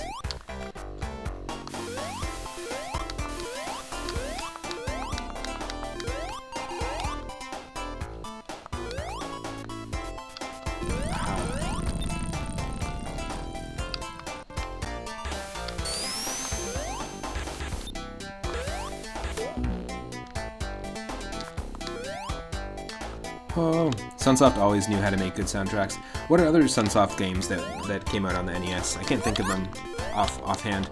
I know that they did the Arrow the Acrobat games on Super Nintendo. I know that they did the really janky, like Porky Pig's Haunted Holiday, Bugs Bunny's Rabbit Rampage, Tasmania, a bunch of the janky, like, mid-90s Looney Tunes games were done by Sunsoft, but the music was terrible in those games, so... You know, I think it might have only been the NES era Sunsoft that had good soundtracks. Arrow the Acrobat had some decent music, but...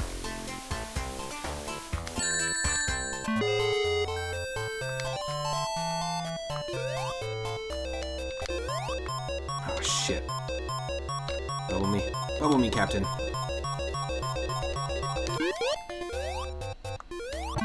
Ugh.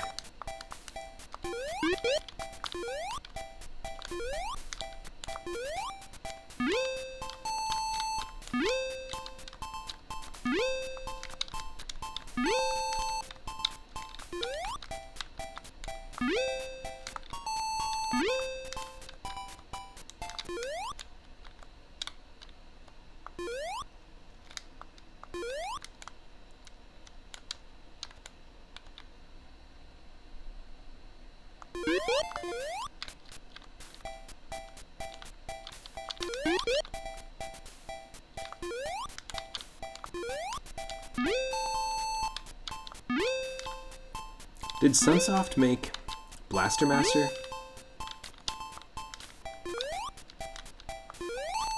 Gremlins 2? Yeah. Oh, Journey of Silius. Yeah, lots of people playing that right now for some reason.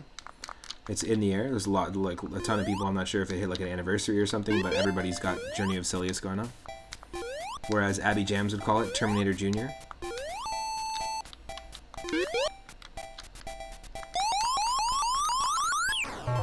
Oh.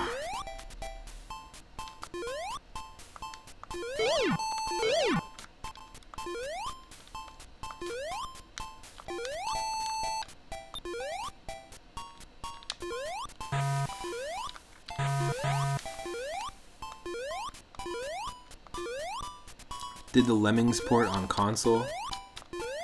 Yeah, Blaster Master, I remember that. Blaster Master was a fun game. Very difficult game. My buddy Tyson, I remember he was trying to beat it for a very long time.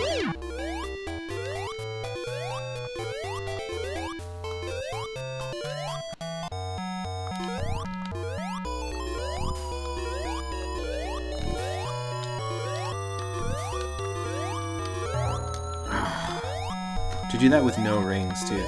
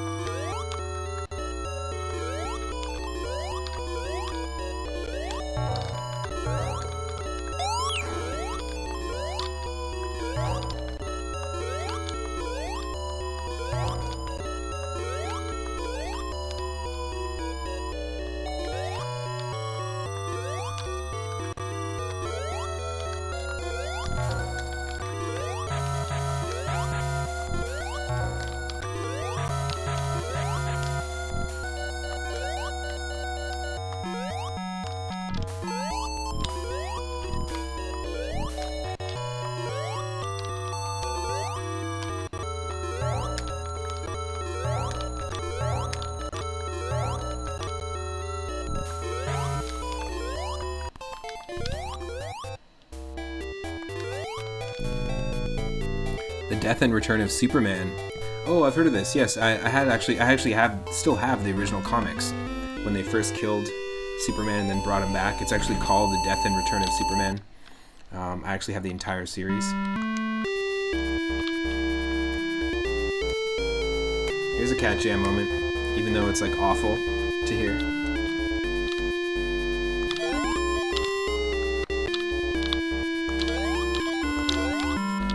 Beep beep beep beep beep beep beep beep beep.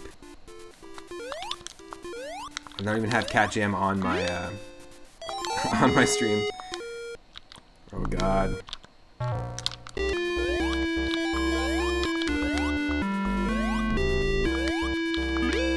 This is like Master System. It's worse than Master System, that's for sure. It's janky as hell.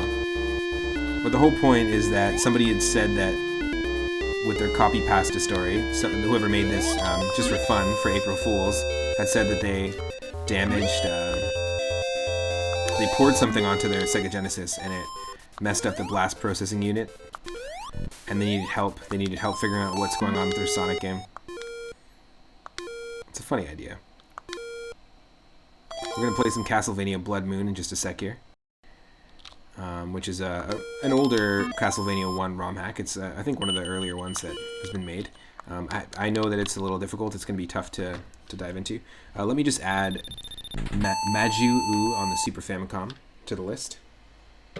Master System had some good stuff, but you don't remember. I didn't know anyone with the Master System, but I do watch Abby Jams, and I'm actually just going to do a shout out quickly for Abby Jams. Really great retro channel, really awesome retro collection, and I know that there's been a lot of TurboGrafx and PC Engine and Master System. You know, Sega Master System, for anyone that doesn't know, is basically just like their answer to the Nintendo Entertainment System. It was their 8-bit console.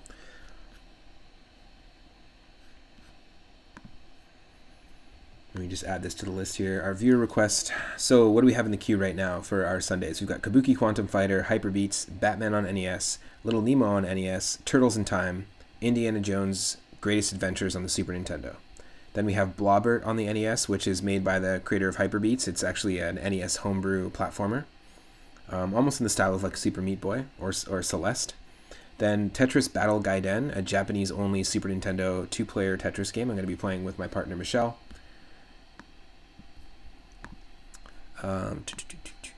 Then Home Improvement Power Tool Pursuit on the Super Nintendo, Inspector Gadget on the Super Nintendo, Zelda Minish Cap on the Game Boy Advance, and you know, a lot of these games that might be RPGs. If I like them, I'm going to be just continuing them and playing them as a series. I'll start it in the retro request night. Then we've got Dragon Warrior 3, the Game Boy Color version. Now I've played Dragon Warrior 5 and I've played Dragon Quest 8. Those are the two that I've played, so that'll be a fun one. Tomb Raider Curse of the Sword on Game Boy Color, Beavis and Butthead on Super Nintendo, Stoner Mario Brothers, how very suiting after Beavis and Butthead, the NES ROM hack of Super Mario Brothers 1, and then now we've got Maju-U. I don't know if I'm pronouncing that right. Super Famicom, English patch, Lagmaster. Yeah, so the reason why Michelle redeemed Tetris Battle Gaiden is because both of us had been watching a video. We saw a video of this Tetris game. It was insane. It looked super cool. I didn't realize there was a Tetris on Super Nintendo at all, to be honest. And it looked really cool. Yeah, I gotta get the English patch. I'm gonna do the same thing for Tetris Battle Gaiden as well, because it has been patched. Oh.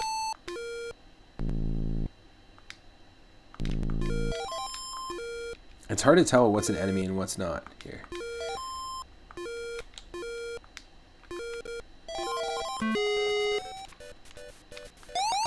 There are four Tetris games on the SNES. I mean, I wouldn't count Tetris Attack.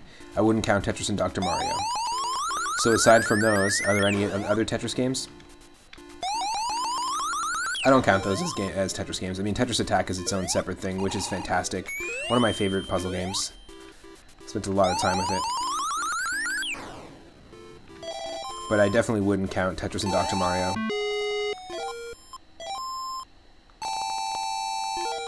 I'm talking just like Super Tetris, you know what I'm saying? I mean, there's a couple of Tetris games on N64. One of them is called The New Tetris. And I think there is a Tetris 64.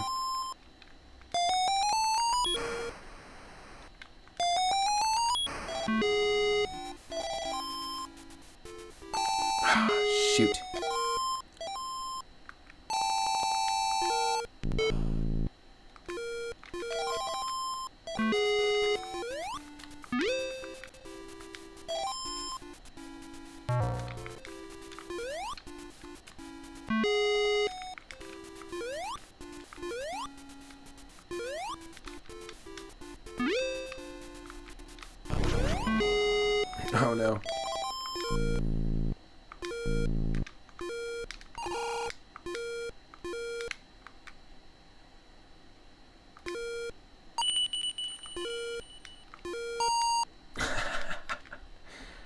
Tetris Gaiden, Tetris 2, Bombliss plus Tetris, and Super Tetris 2 and 3. What the hell? Well, you know what? If someone wants to redeem one of those games, besides Tetris Gaiden, I'll give it a shot. Me and Michelle are always looking for new Tetris games, so.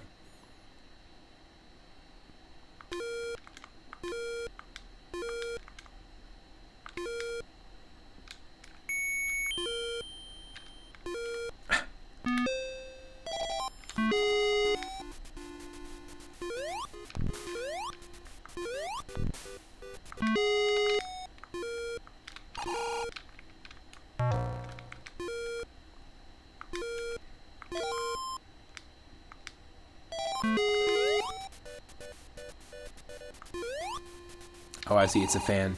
I gotcha. I was like, what the hell's happening here?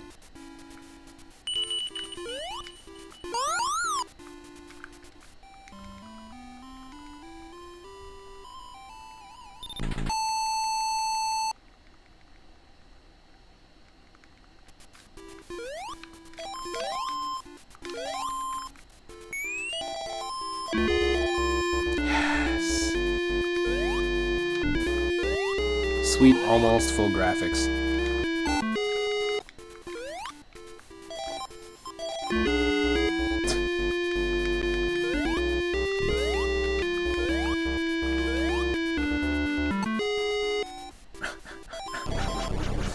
Yeah, we're gonna probably switch to Castlevania Blood Moon in just a second here.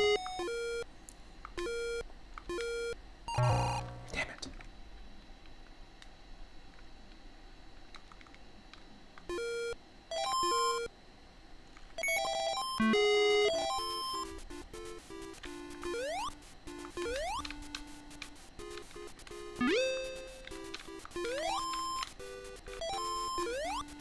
Oh. Damn it.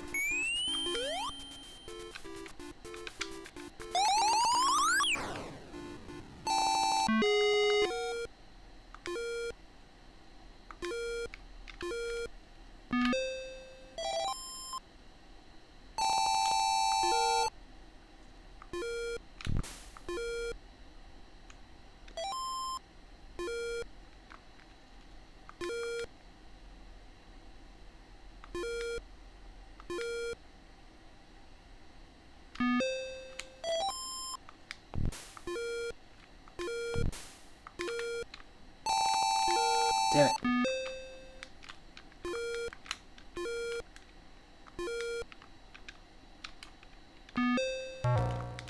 Fuck. Enemy. Straight up there. That sucks.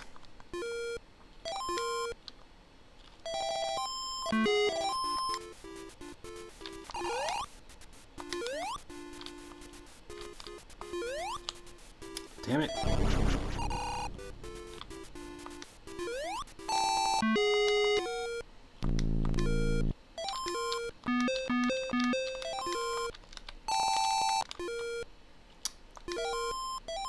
God damn. Nope.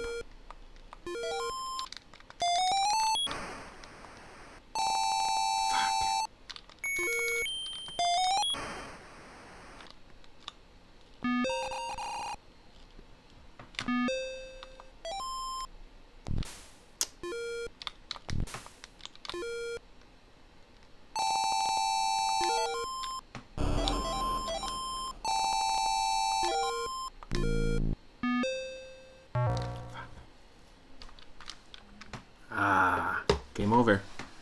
Yeah, we'll switch over. Gang over.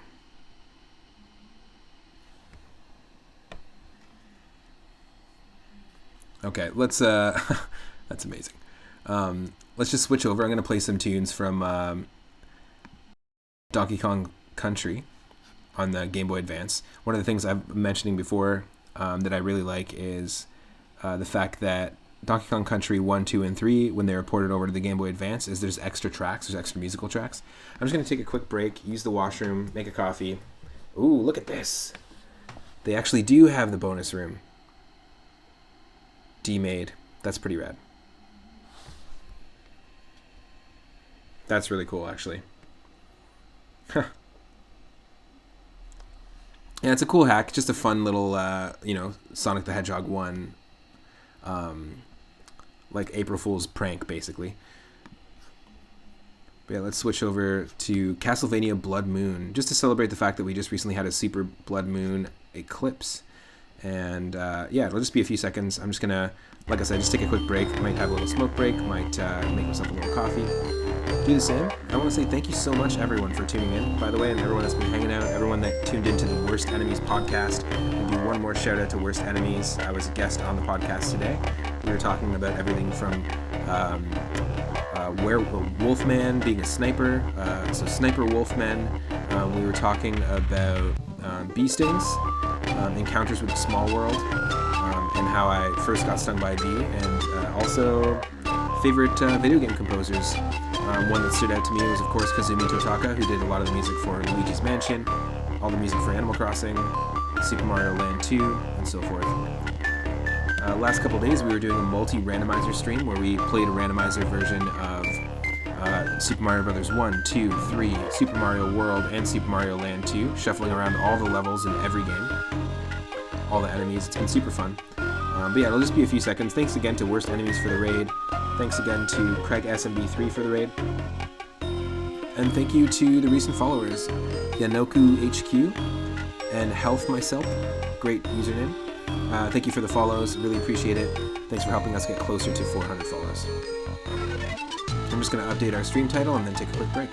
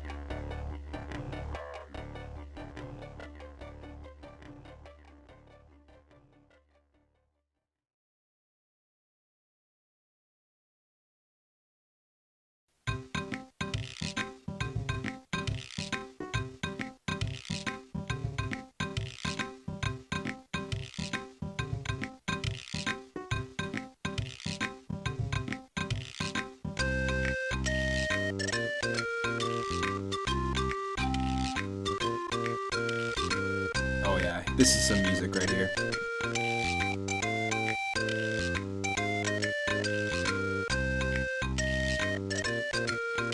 Also, hilariously, when I went to go type in Castlevania in the stream category, it said, "Did you mean Castlevania the Hedgehog?" And now I need to play that game. I don't know about you, but I definitely need to play Castlevania the Hedgehog. Start postulating about what kind of game that would be. Gotta go Drac.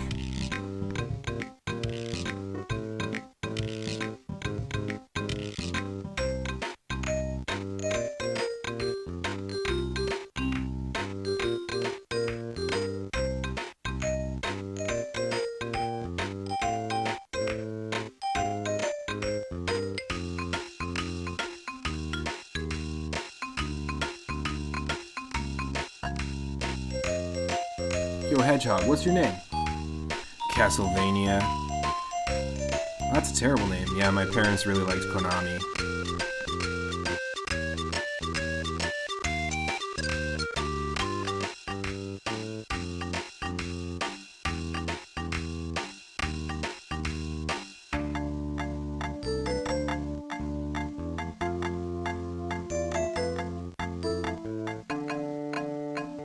Alright, one sec, I'll be back.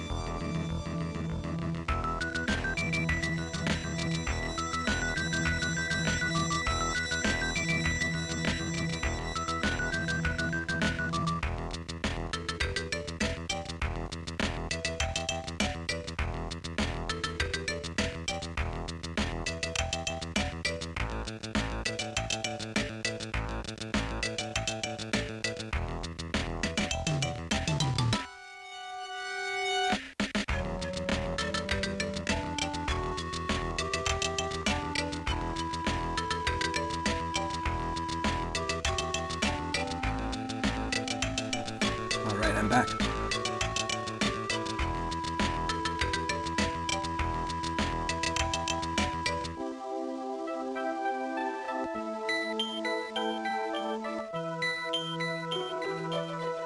Thanks to those who stuck around, and for anyone that's just joining, hope you're having an awesome Friday so far. We're about to dive into Castlevania Blood Moon, which is a ROM hack on the NES of the first Castlevania game.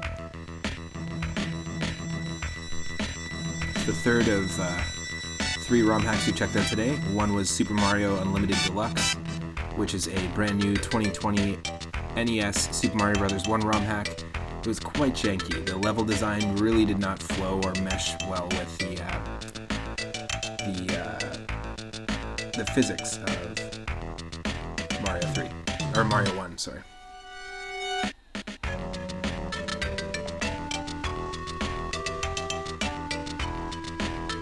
So I wouldn't necessarily recommend it. I was recommended it by several people, and it's not really a great one. Highly recommend Mario Adventure, a ROM hack of Super Mario Bros. 3, or a Super Mario Bros. 3 mix. Both fantastic ROM hacks. Mario Adventure came out in 2004. Super Mario Bros. 3 mix came out in 2014, so 10 years later.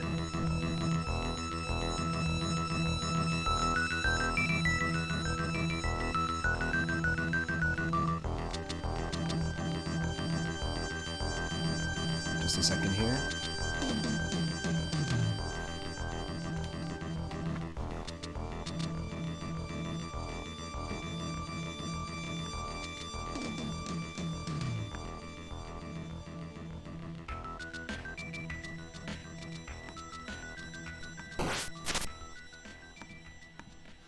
Alright, so Castlevania Blood Moon is made by ROM, of course, and it's released in 2005.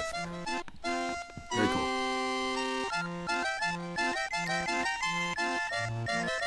See a few more people are joining. Welcome to the stream.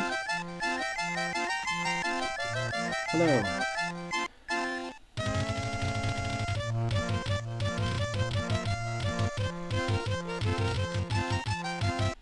Okay, let's go. Let's switch into the game. You should be able to see the game and hear the game. And I'm going to just do one thing with the display capture. And just bring it up a touch. Yeah. Yeah, that's good. And here we go. Castlevania Blood Moon. Attempt to retain your doomed soul from the depths of Demon Castle Dracula. I don't know if I'm ready for this. I know it's going to be quite difficult.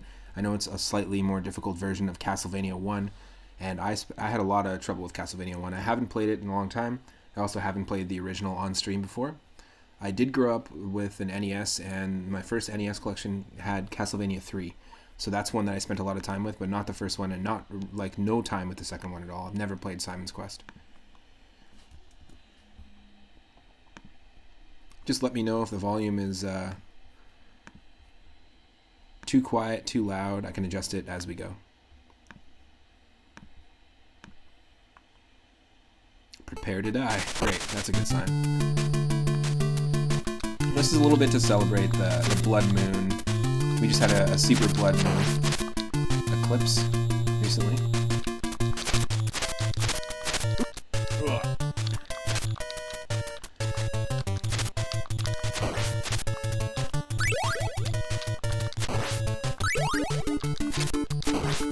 There we go. Just gotta get used to the Castlevania physics.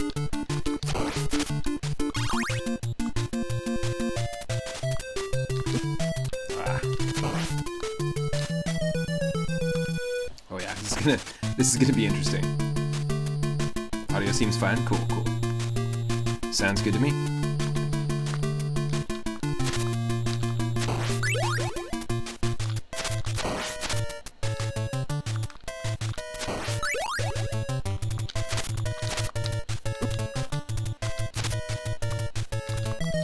Damn.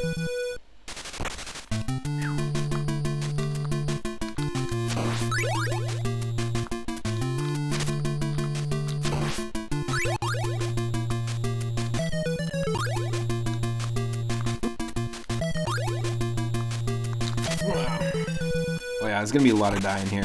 It's been years since I played Castlevania games, so I'm stoked though.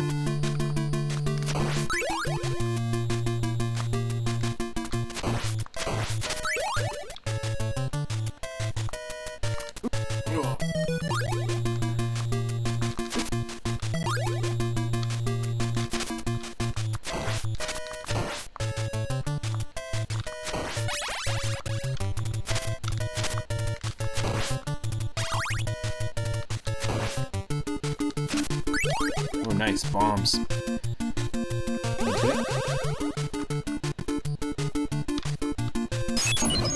Okay, cool.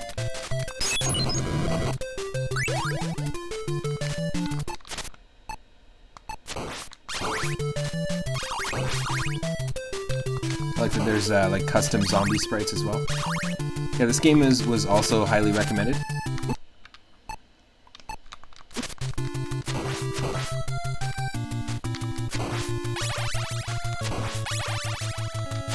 They kind of look like Michael Jackson Thriller music video zombies.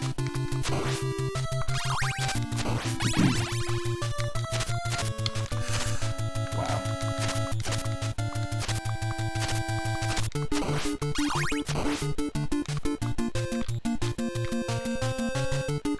Oh shit.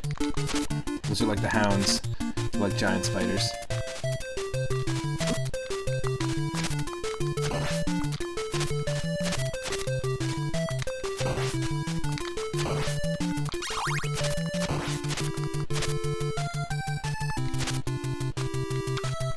Wall turkeys for me. Has anyone in the chat played this before? And is anyone in the chat someone who grew up with like? Feel free to let me know. Like, what was your first Castlevania game you ever played? And did you grow up with the early Castlevania games, or was it the Symphony of the Night or Game Boy Advance games? For me, I spent a lot of time with 3. I played 1 every once in a while. Never played 2. I haven't played any of the Castlevania like 3D games except for I think Portrait of Ruin. No, Portrait of Ruin is DS. Lament of Innocence is the name. A lot of people have been playing it recently. It's a really good 3D interpretation of like the Game Boy Advance games and the DS games.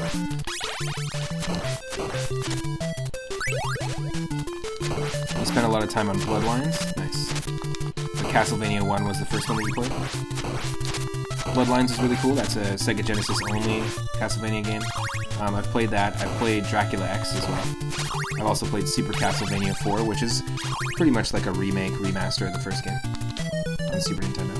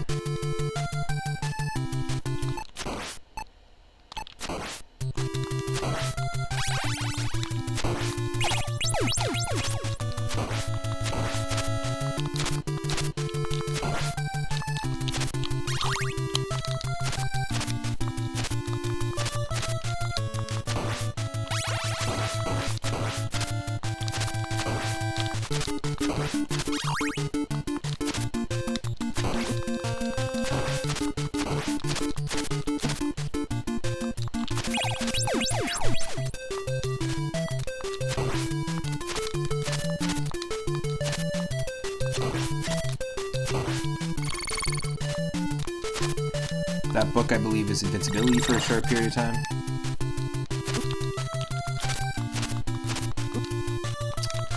Damn.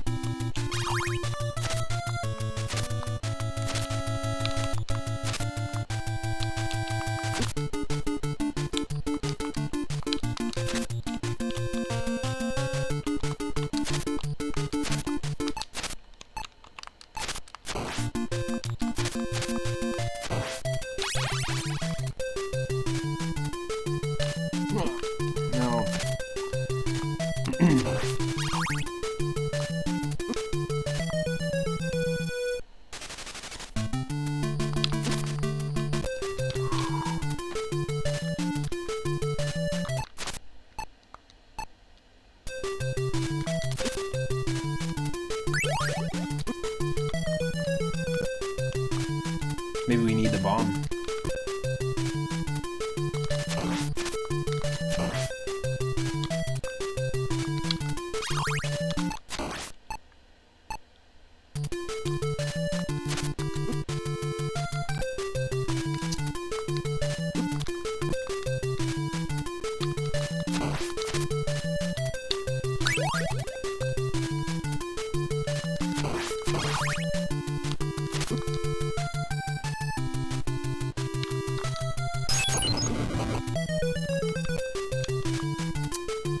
Am I missing something here?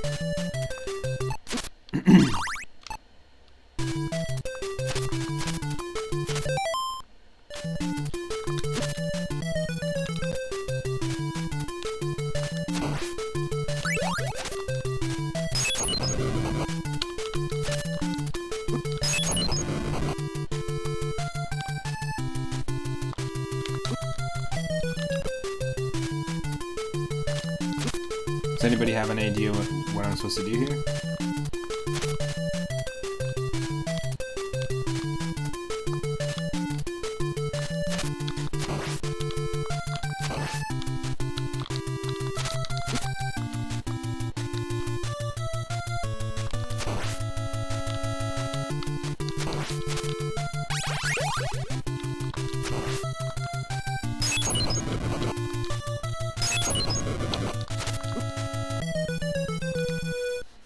Very confused.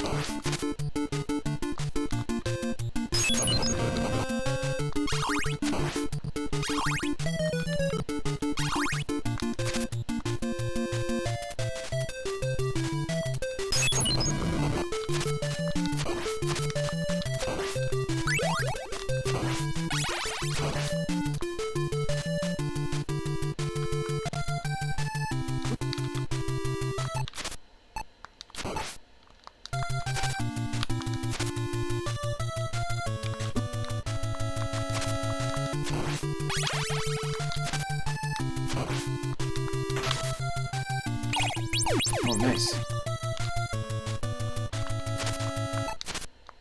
I don't know what that potion was, but I'll take it. I don't know what I picked up.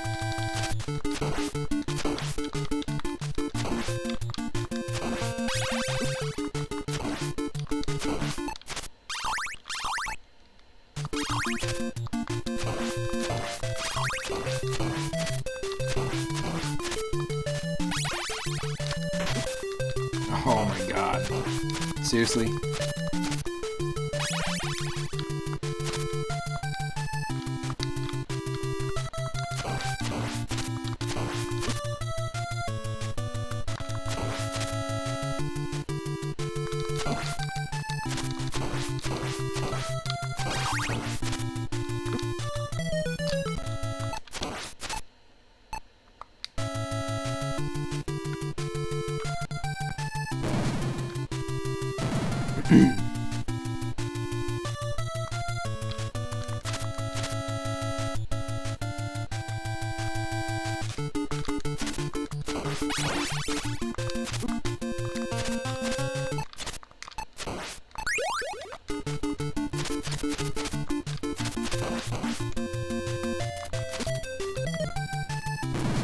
Shoot.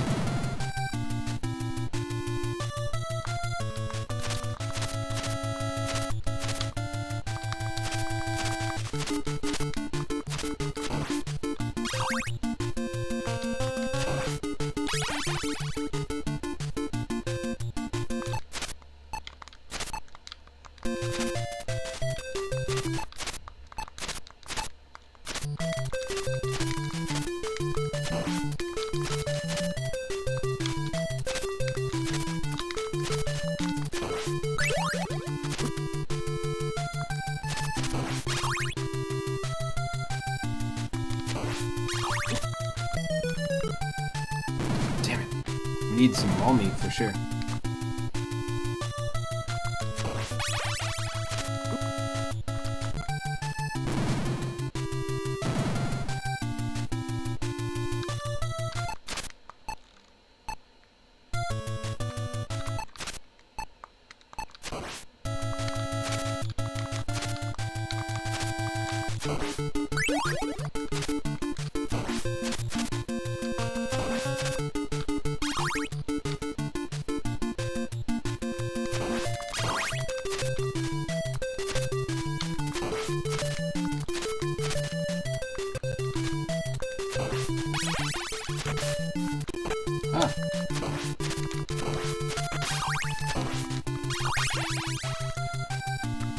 Normally these are supposed to be like swamp creatures in the original game. You can still tell which areas they've edited, but this is still really cool.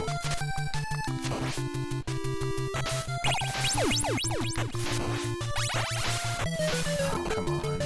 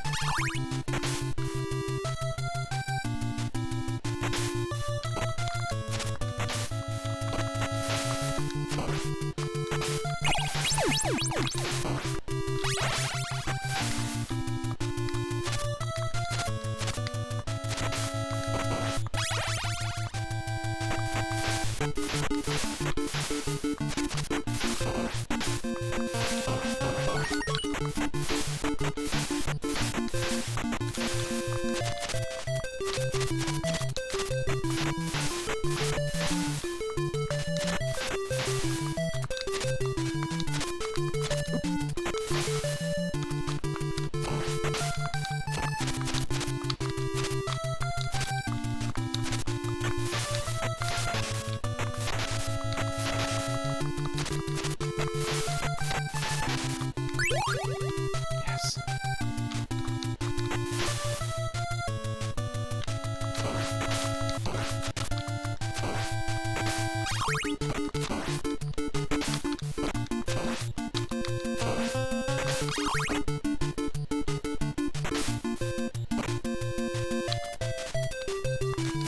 Oh, no.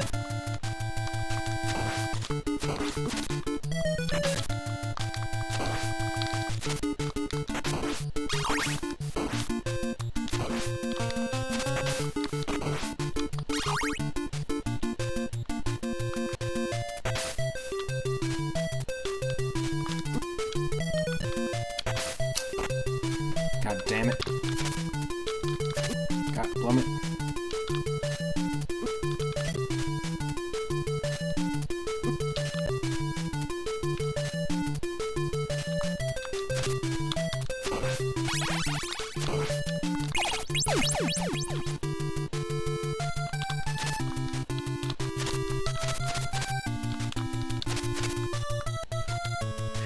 Probably gonna have to take on the boss here. Which I am wholly not prepared for.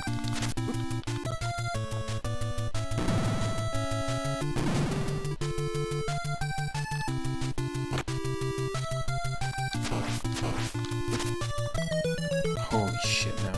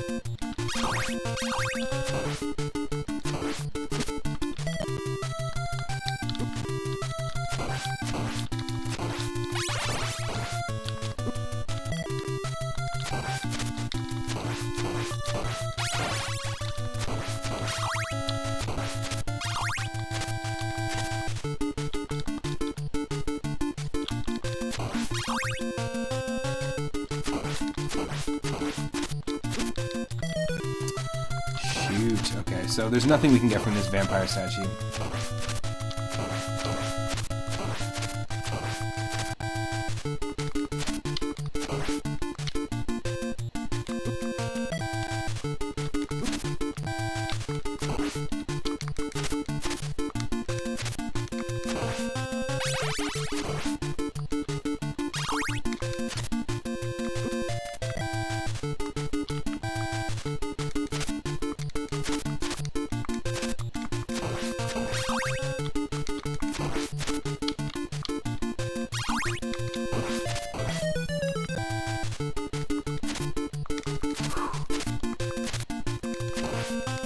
I love the music in Castlevania, it's so fantastic.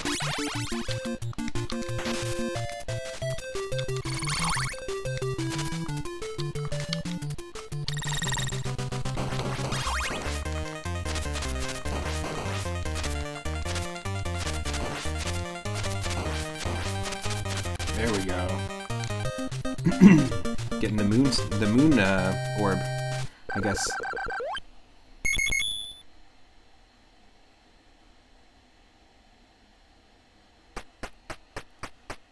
It looks like that orb from, oh, Moon Pearl, sorry, the Moon Pearl from Into the Past. Okay. Yes, epic music.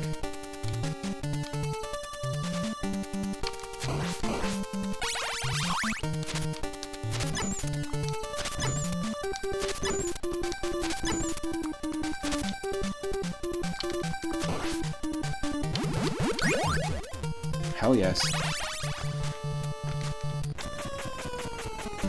We got ourselves like a bone cross, that's awesome.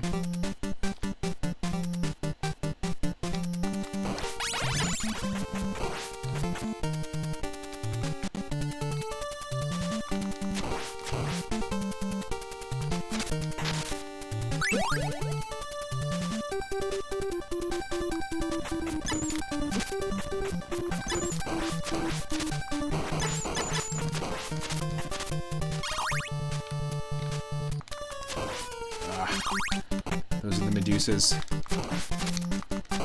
Yo, Idarama, welcome to the stream. Shout yourself out, why don't you?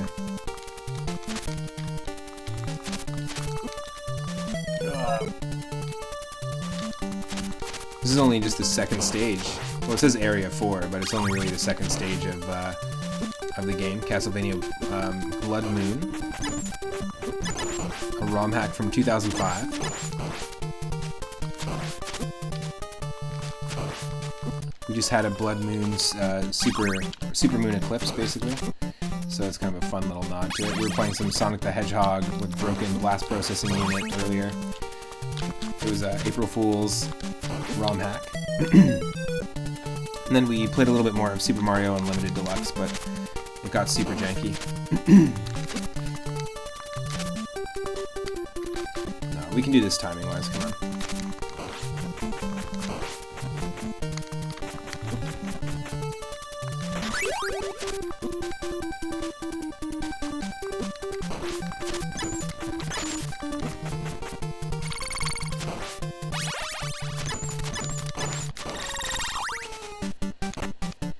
Oh, look at that. Look at that. Who's this guy? You refuse to shout yourself out, eh?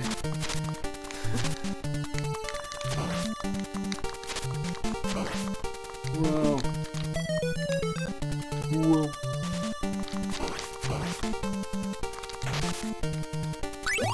God damn it. The eyeballs are like the Medusas.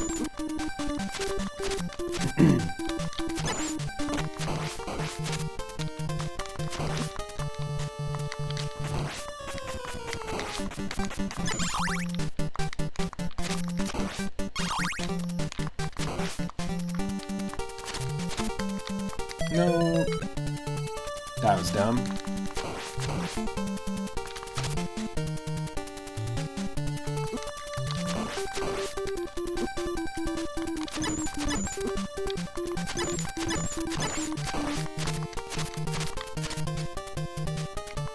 You did a sneaky, what'd you do? Oh, you did it.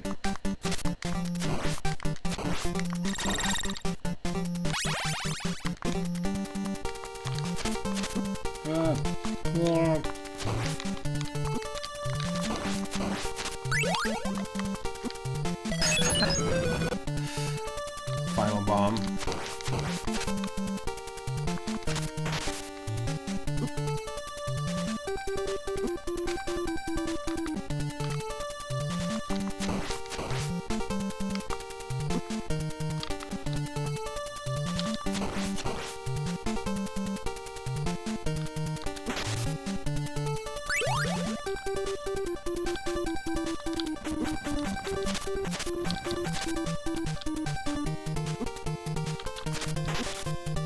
Ah.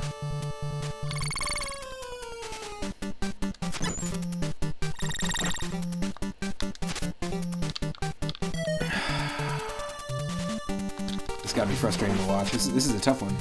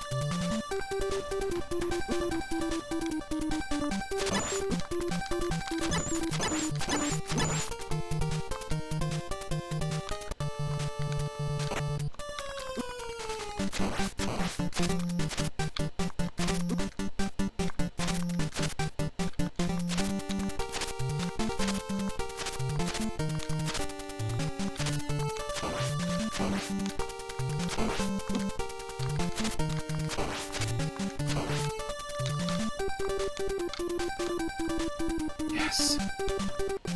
Finally.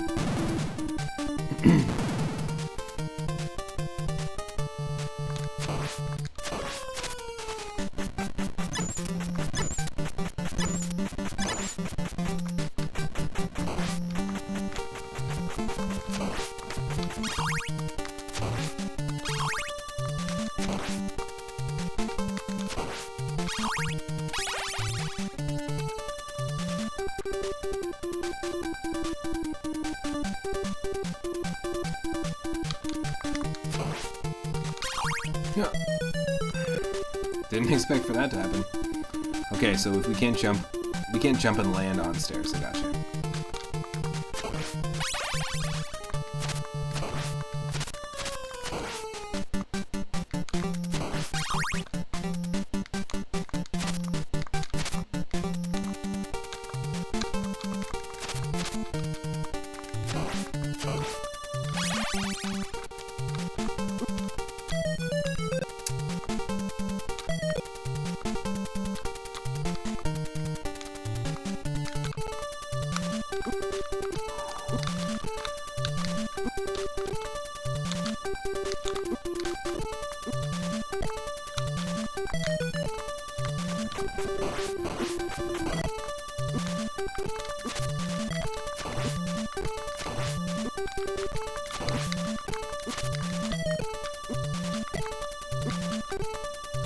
Come on.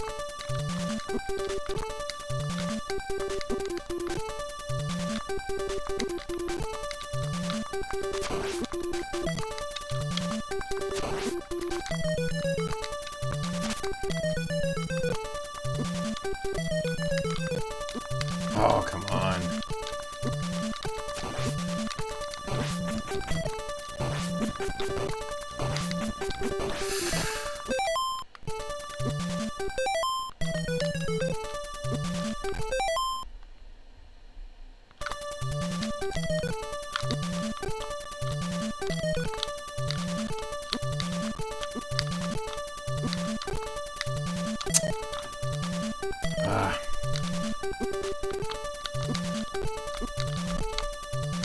Yes, there we go. That's all I was trying to do.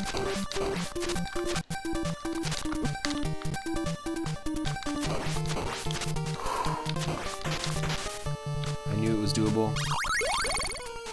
There's our wall turkey. Hell yes.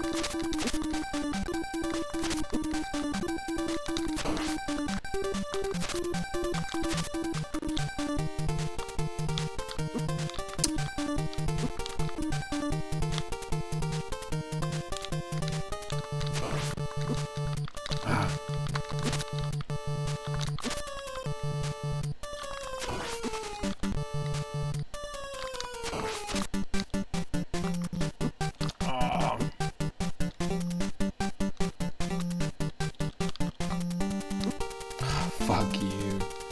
Super not cool.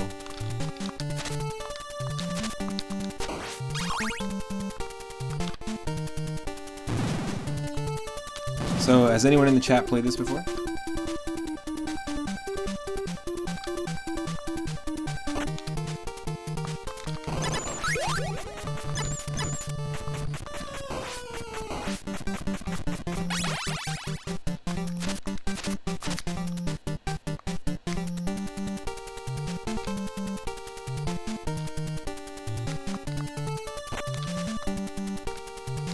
Oh, interesting.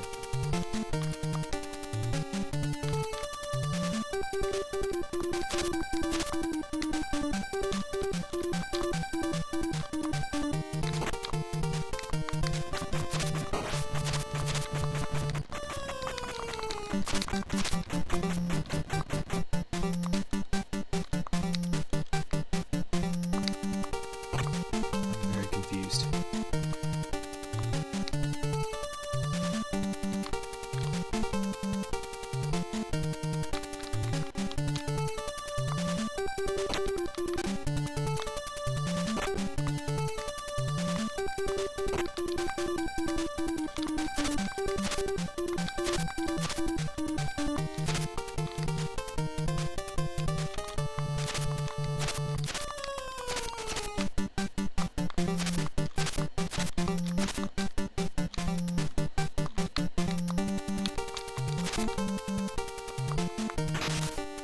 Oh, I see.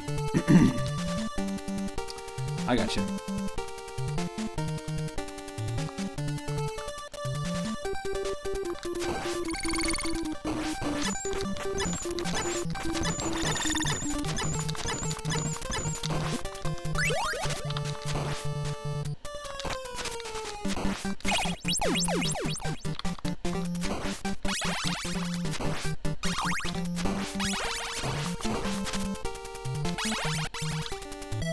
Oh no. You're crouched.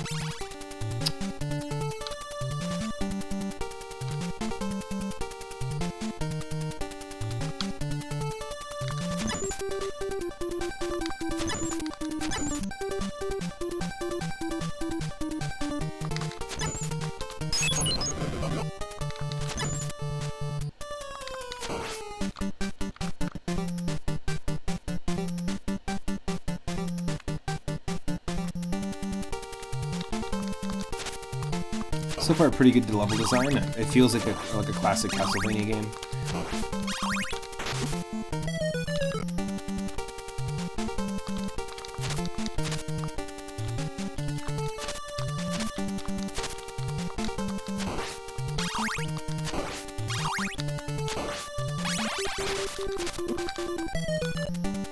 Okay, we just gotta be quick.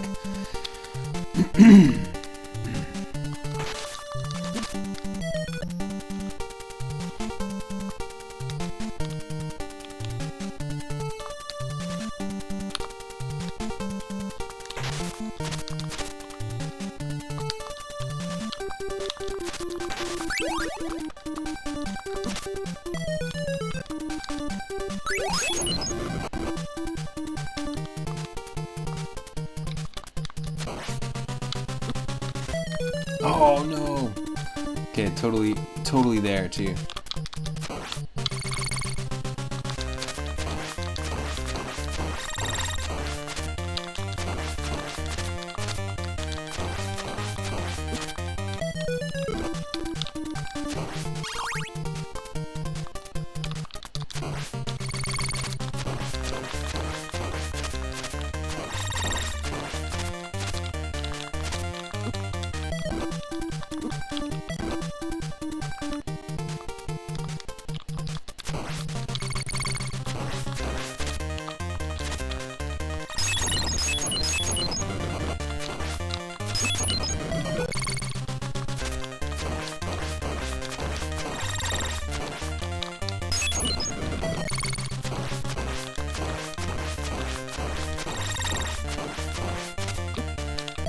Fuck off.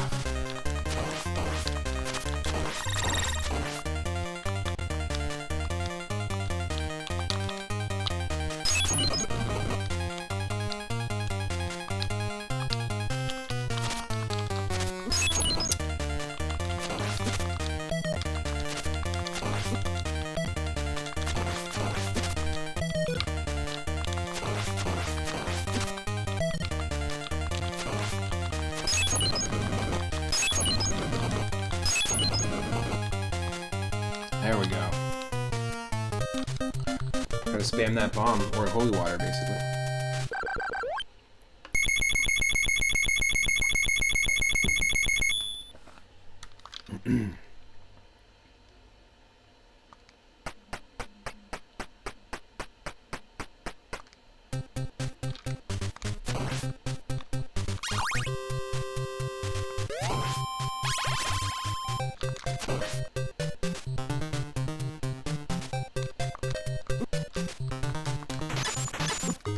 Oh. Sorry if you missed it. What does this ROM hack entail? Basically, there's other enemies. It looks like some of the items are different. Like holy water is just bombs.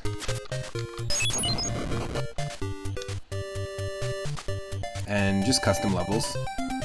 But it really feels like a real Castlevania game. It's just a Castlevania 1 hack. Ooh. The hell? What the hell?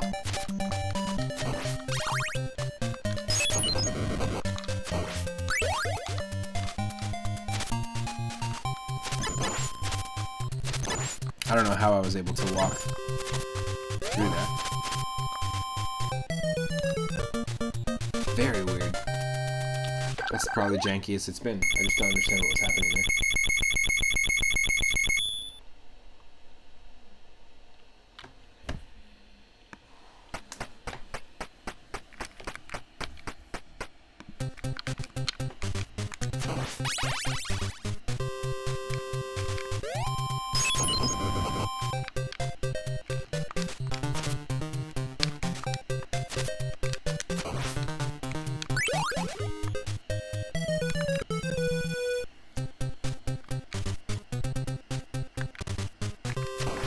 Yeah, like, these enemies are definitely different enemies for sure.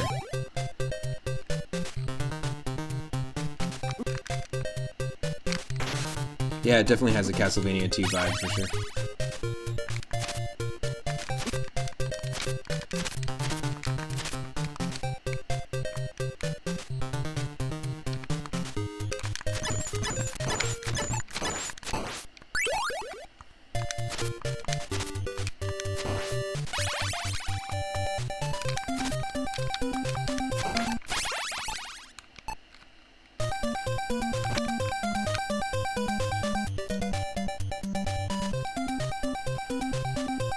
Yeah, it definitely does have a Castlevania 2 look. That's really funny. I'd love to try the Castlevania 2 randomizer, but I'm not sure. Just not sure how that all works. And I don't really know the game really well, so I feel like I probably wouldn't.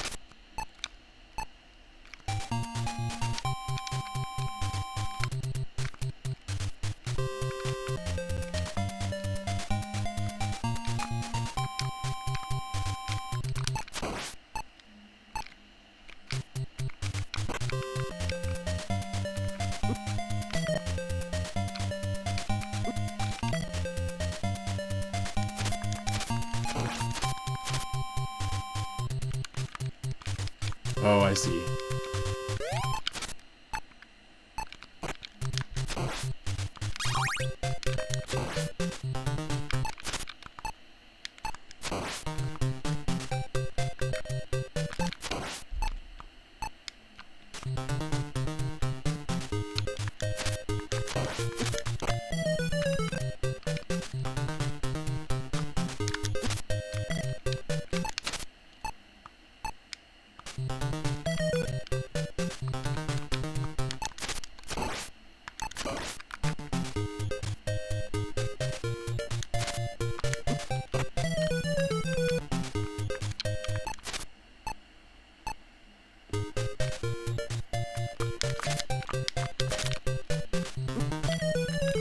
What? That's not what I want.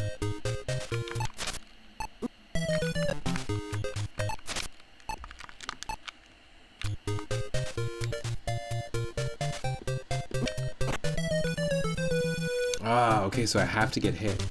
That's so nuts. You have to get hit to get past it.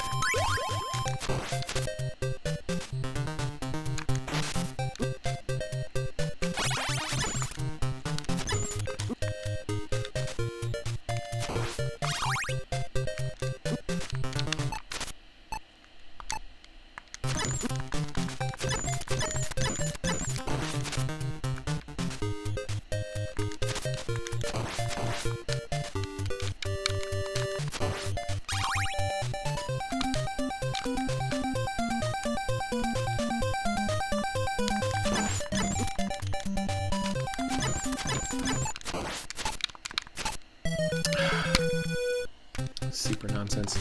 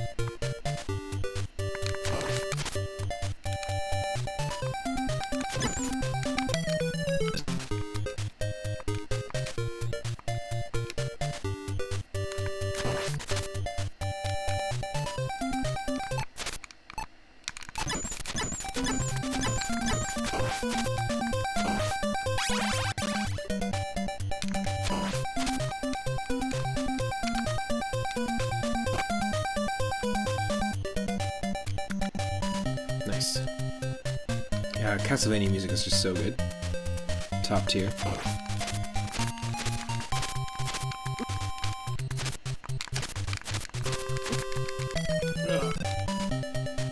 Come on.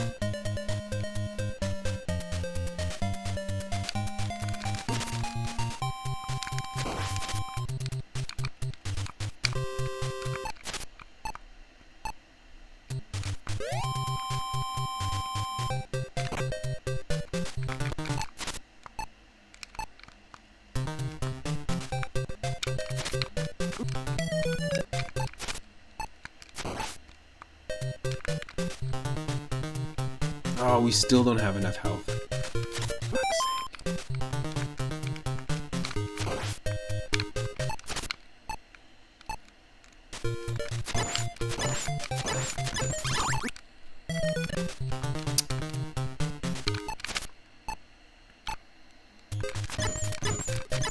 For fuck's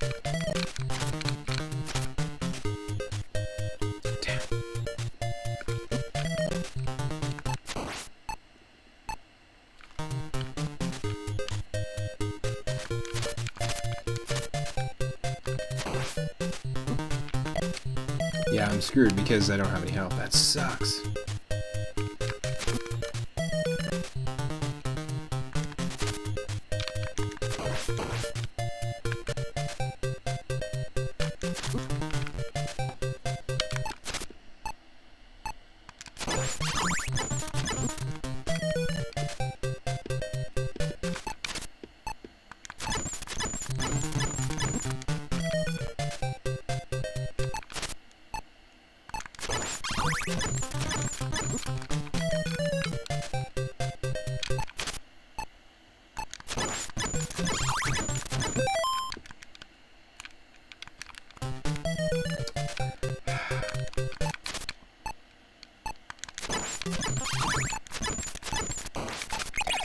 Yes. There we go. Holy shit. That's crazy. Some of the timing that they require of you in this game. Pretty nuts. So, just for anyone joining, it's called Castlevania Blood Moon. This game came out in 2005. It's not a new game by any means.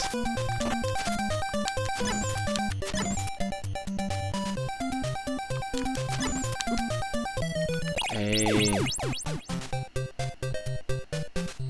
If you're looking for an interesting challenge, definitely a challenge for sure.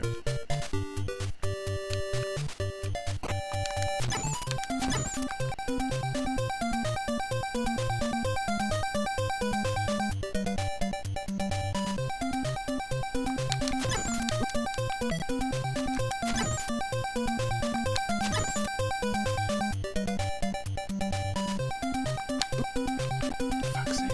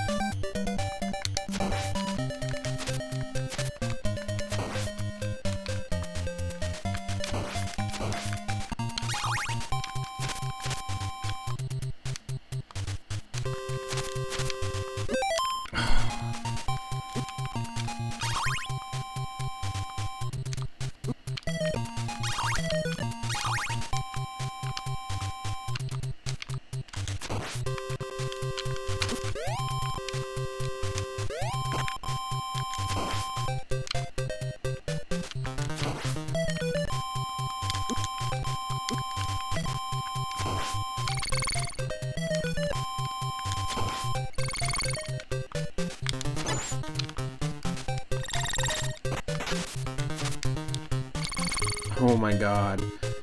You're just running Starman after Starman. That's insane. That's so crazy.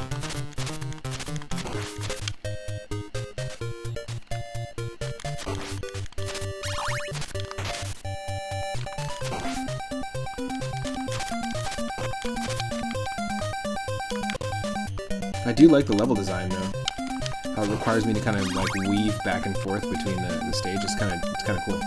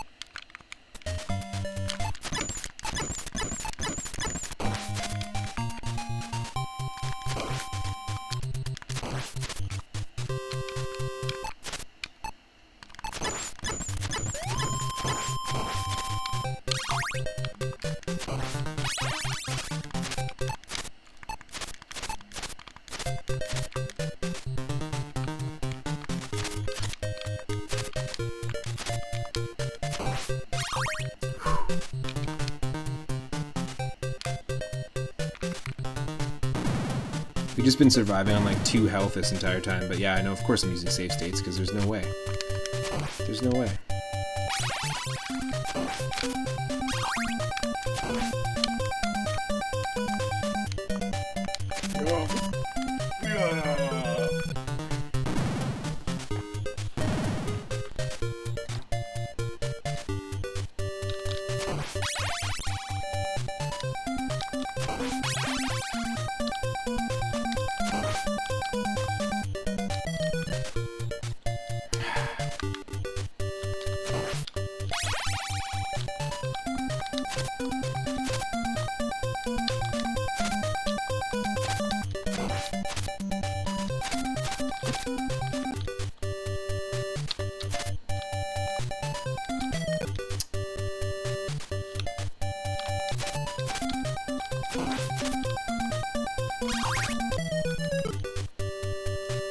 kidding me. You should have to be so precise.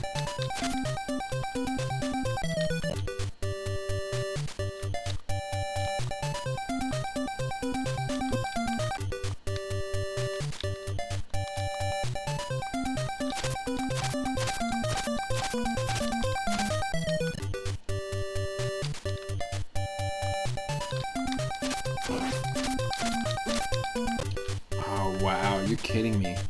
This is so nuts.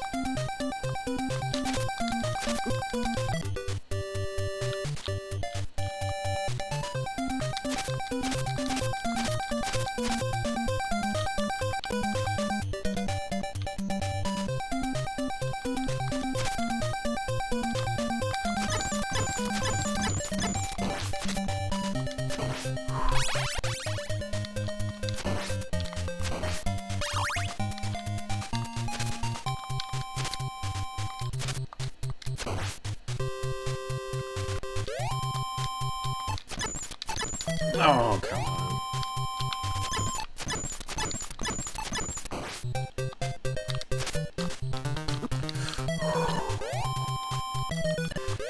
You're kidding me.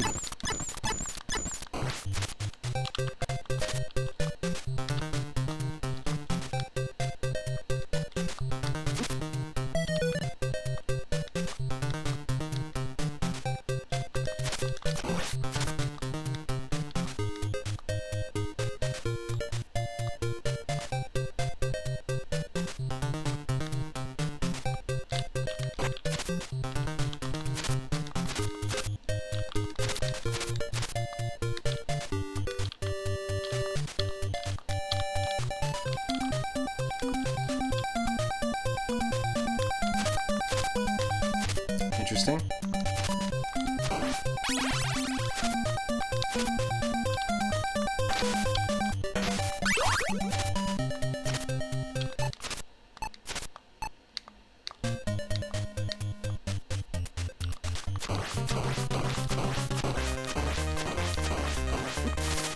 Oh.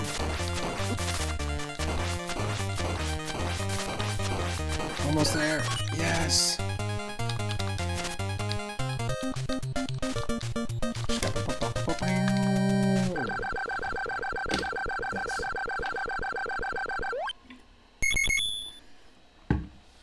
That was a crawl.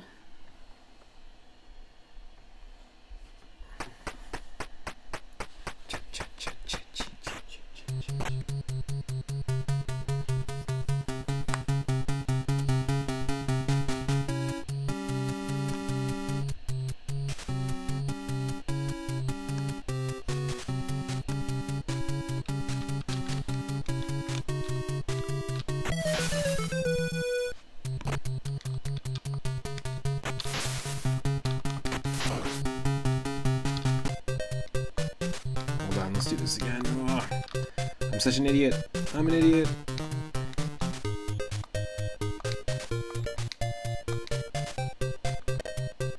The fact we have to do this again kind of sucks.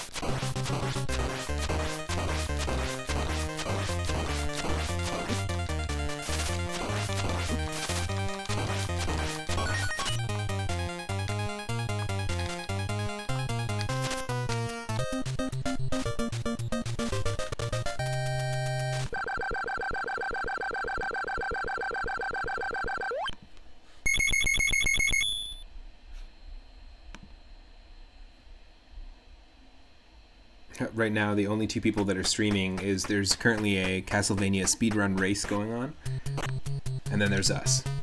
Like, the only two people streaming Castlevania 1 right now. If you can count this as Castlevania 1.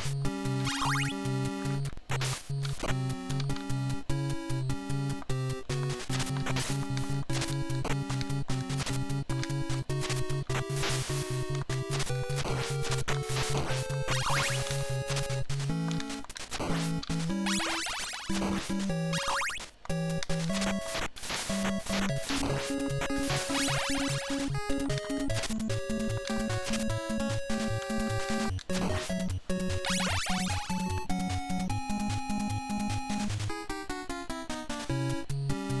a sec here.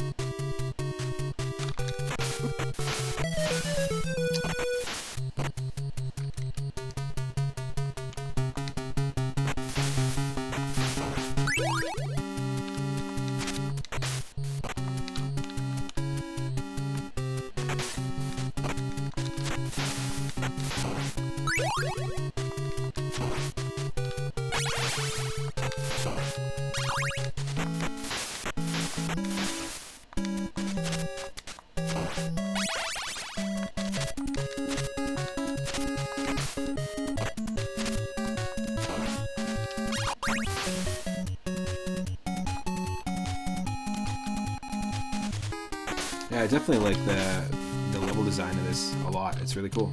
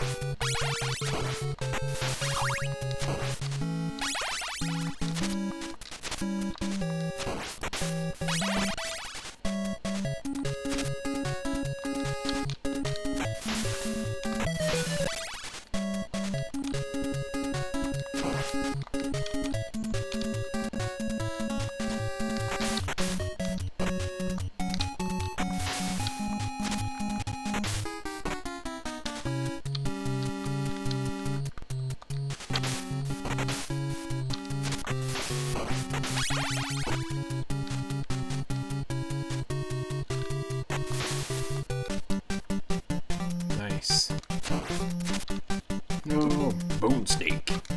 Bone Snake is ready. Oh yeah.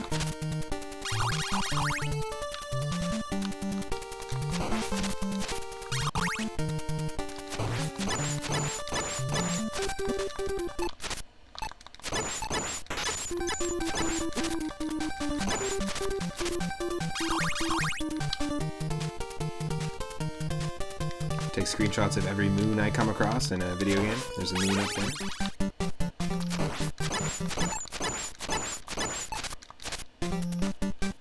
Yeah, I don't want the holy water.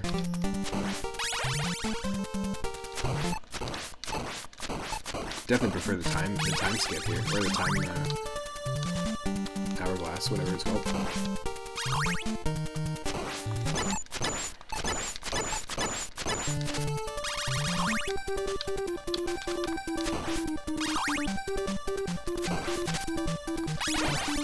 So if it's called an hourglass, do we technically all own it? I know, that was terrible.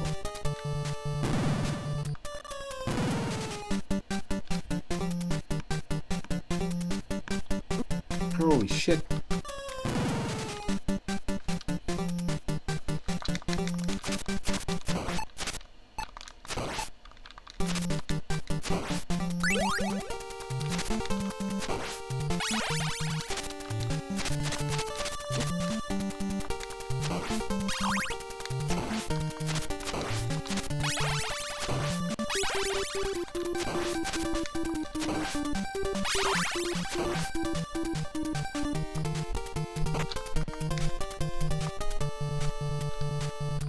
Uh-oh.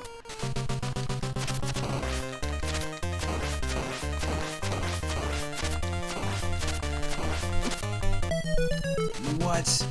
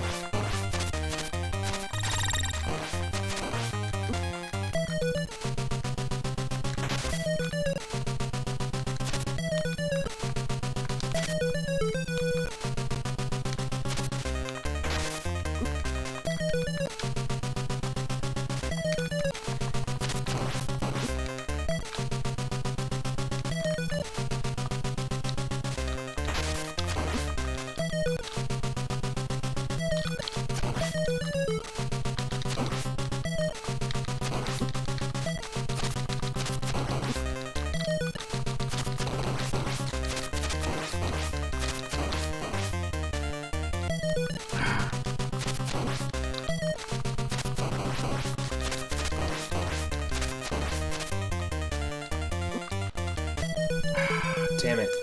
That's a tough one.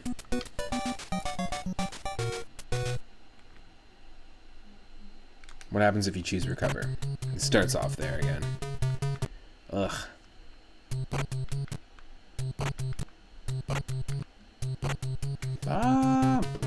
Well, you know what? I think what we're gonna do is we're gonna raid someone. I want to say thank you though. Say a big thank you to all the folks that have been hanging out. I'm gonna do some more of these ROM hack variety streams, and we're gonna continue from here. Actually, we'll continue here with Castlevania Blood Moon.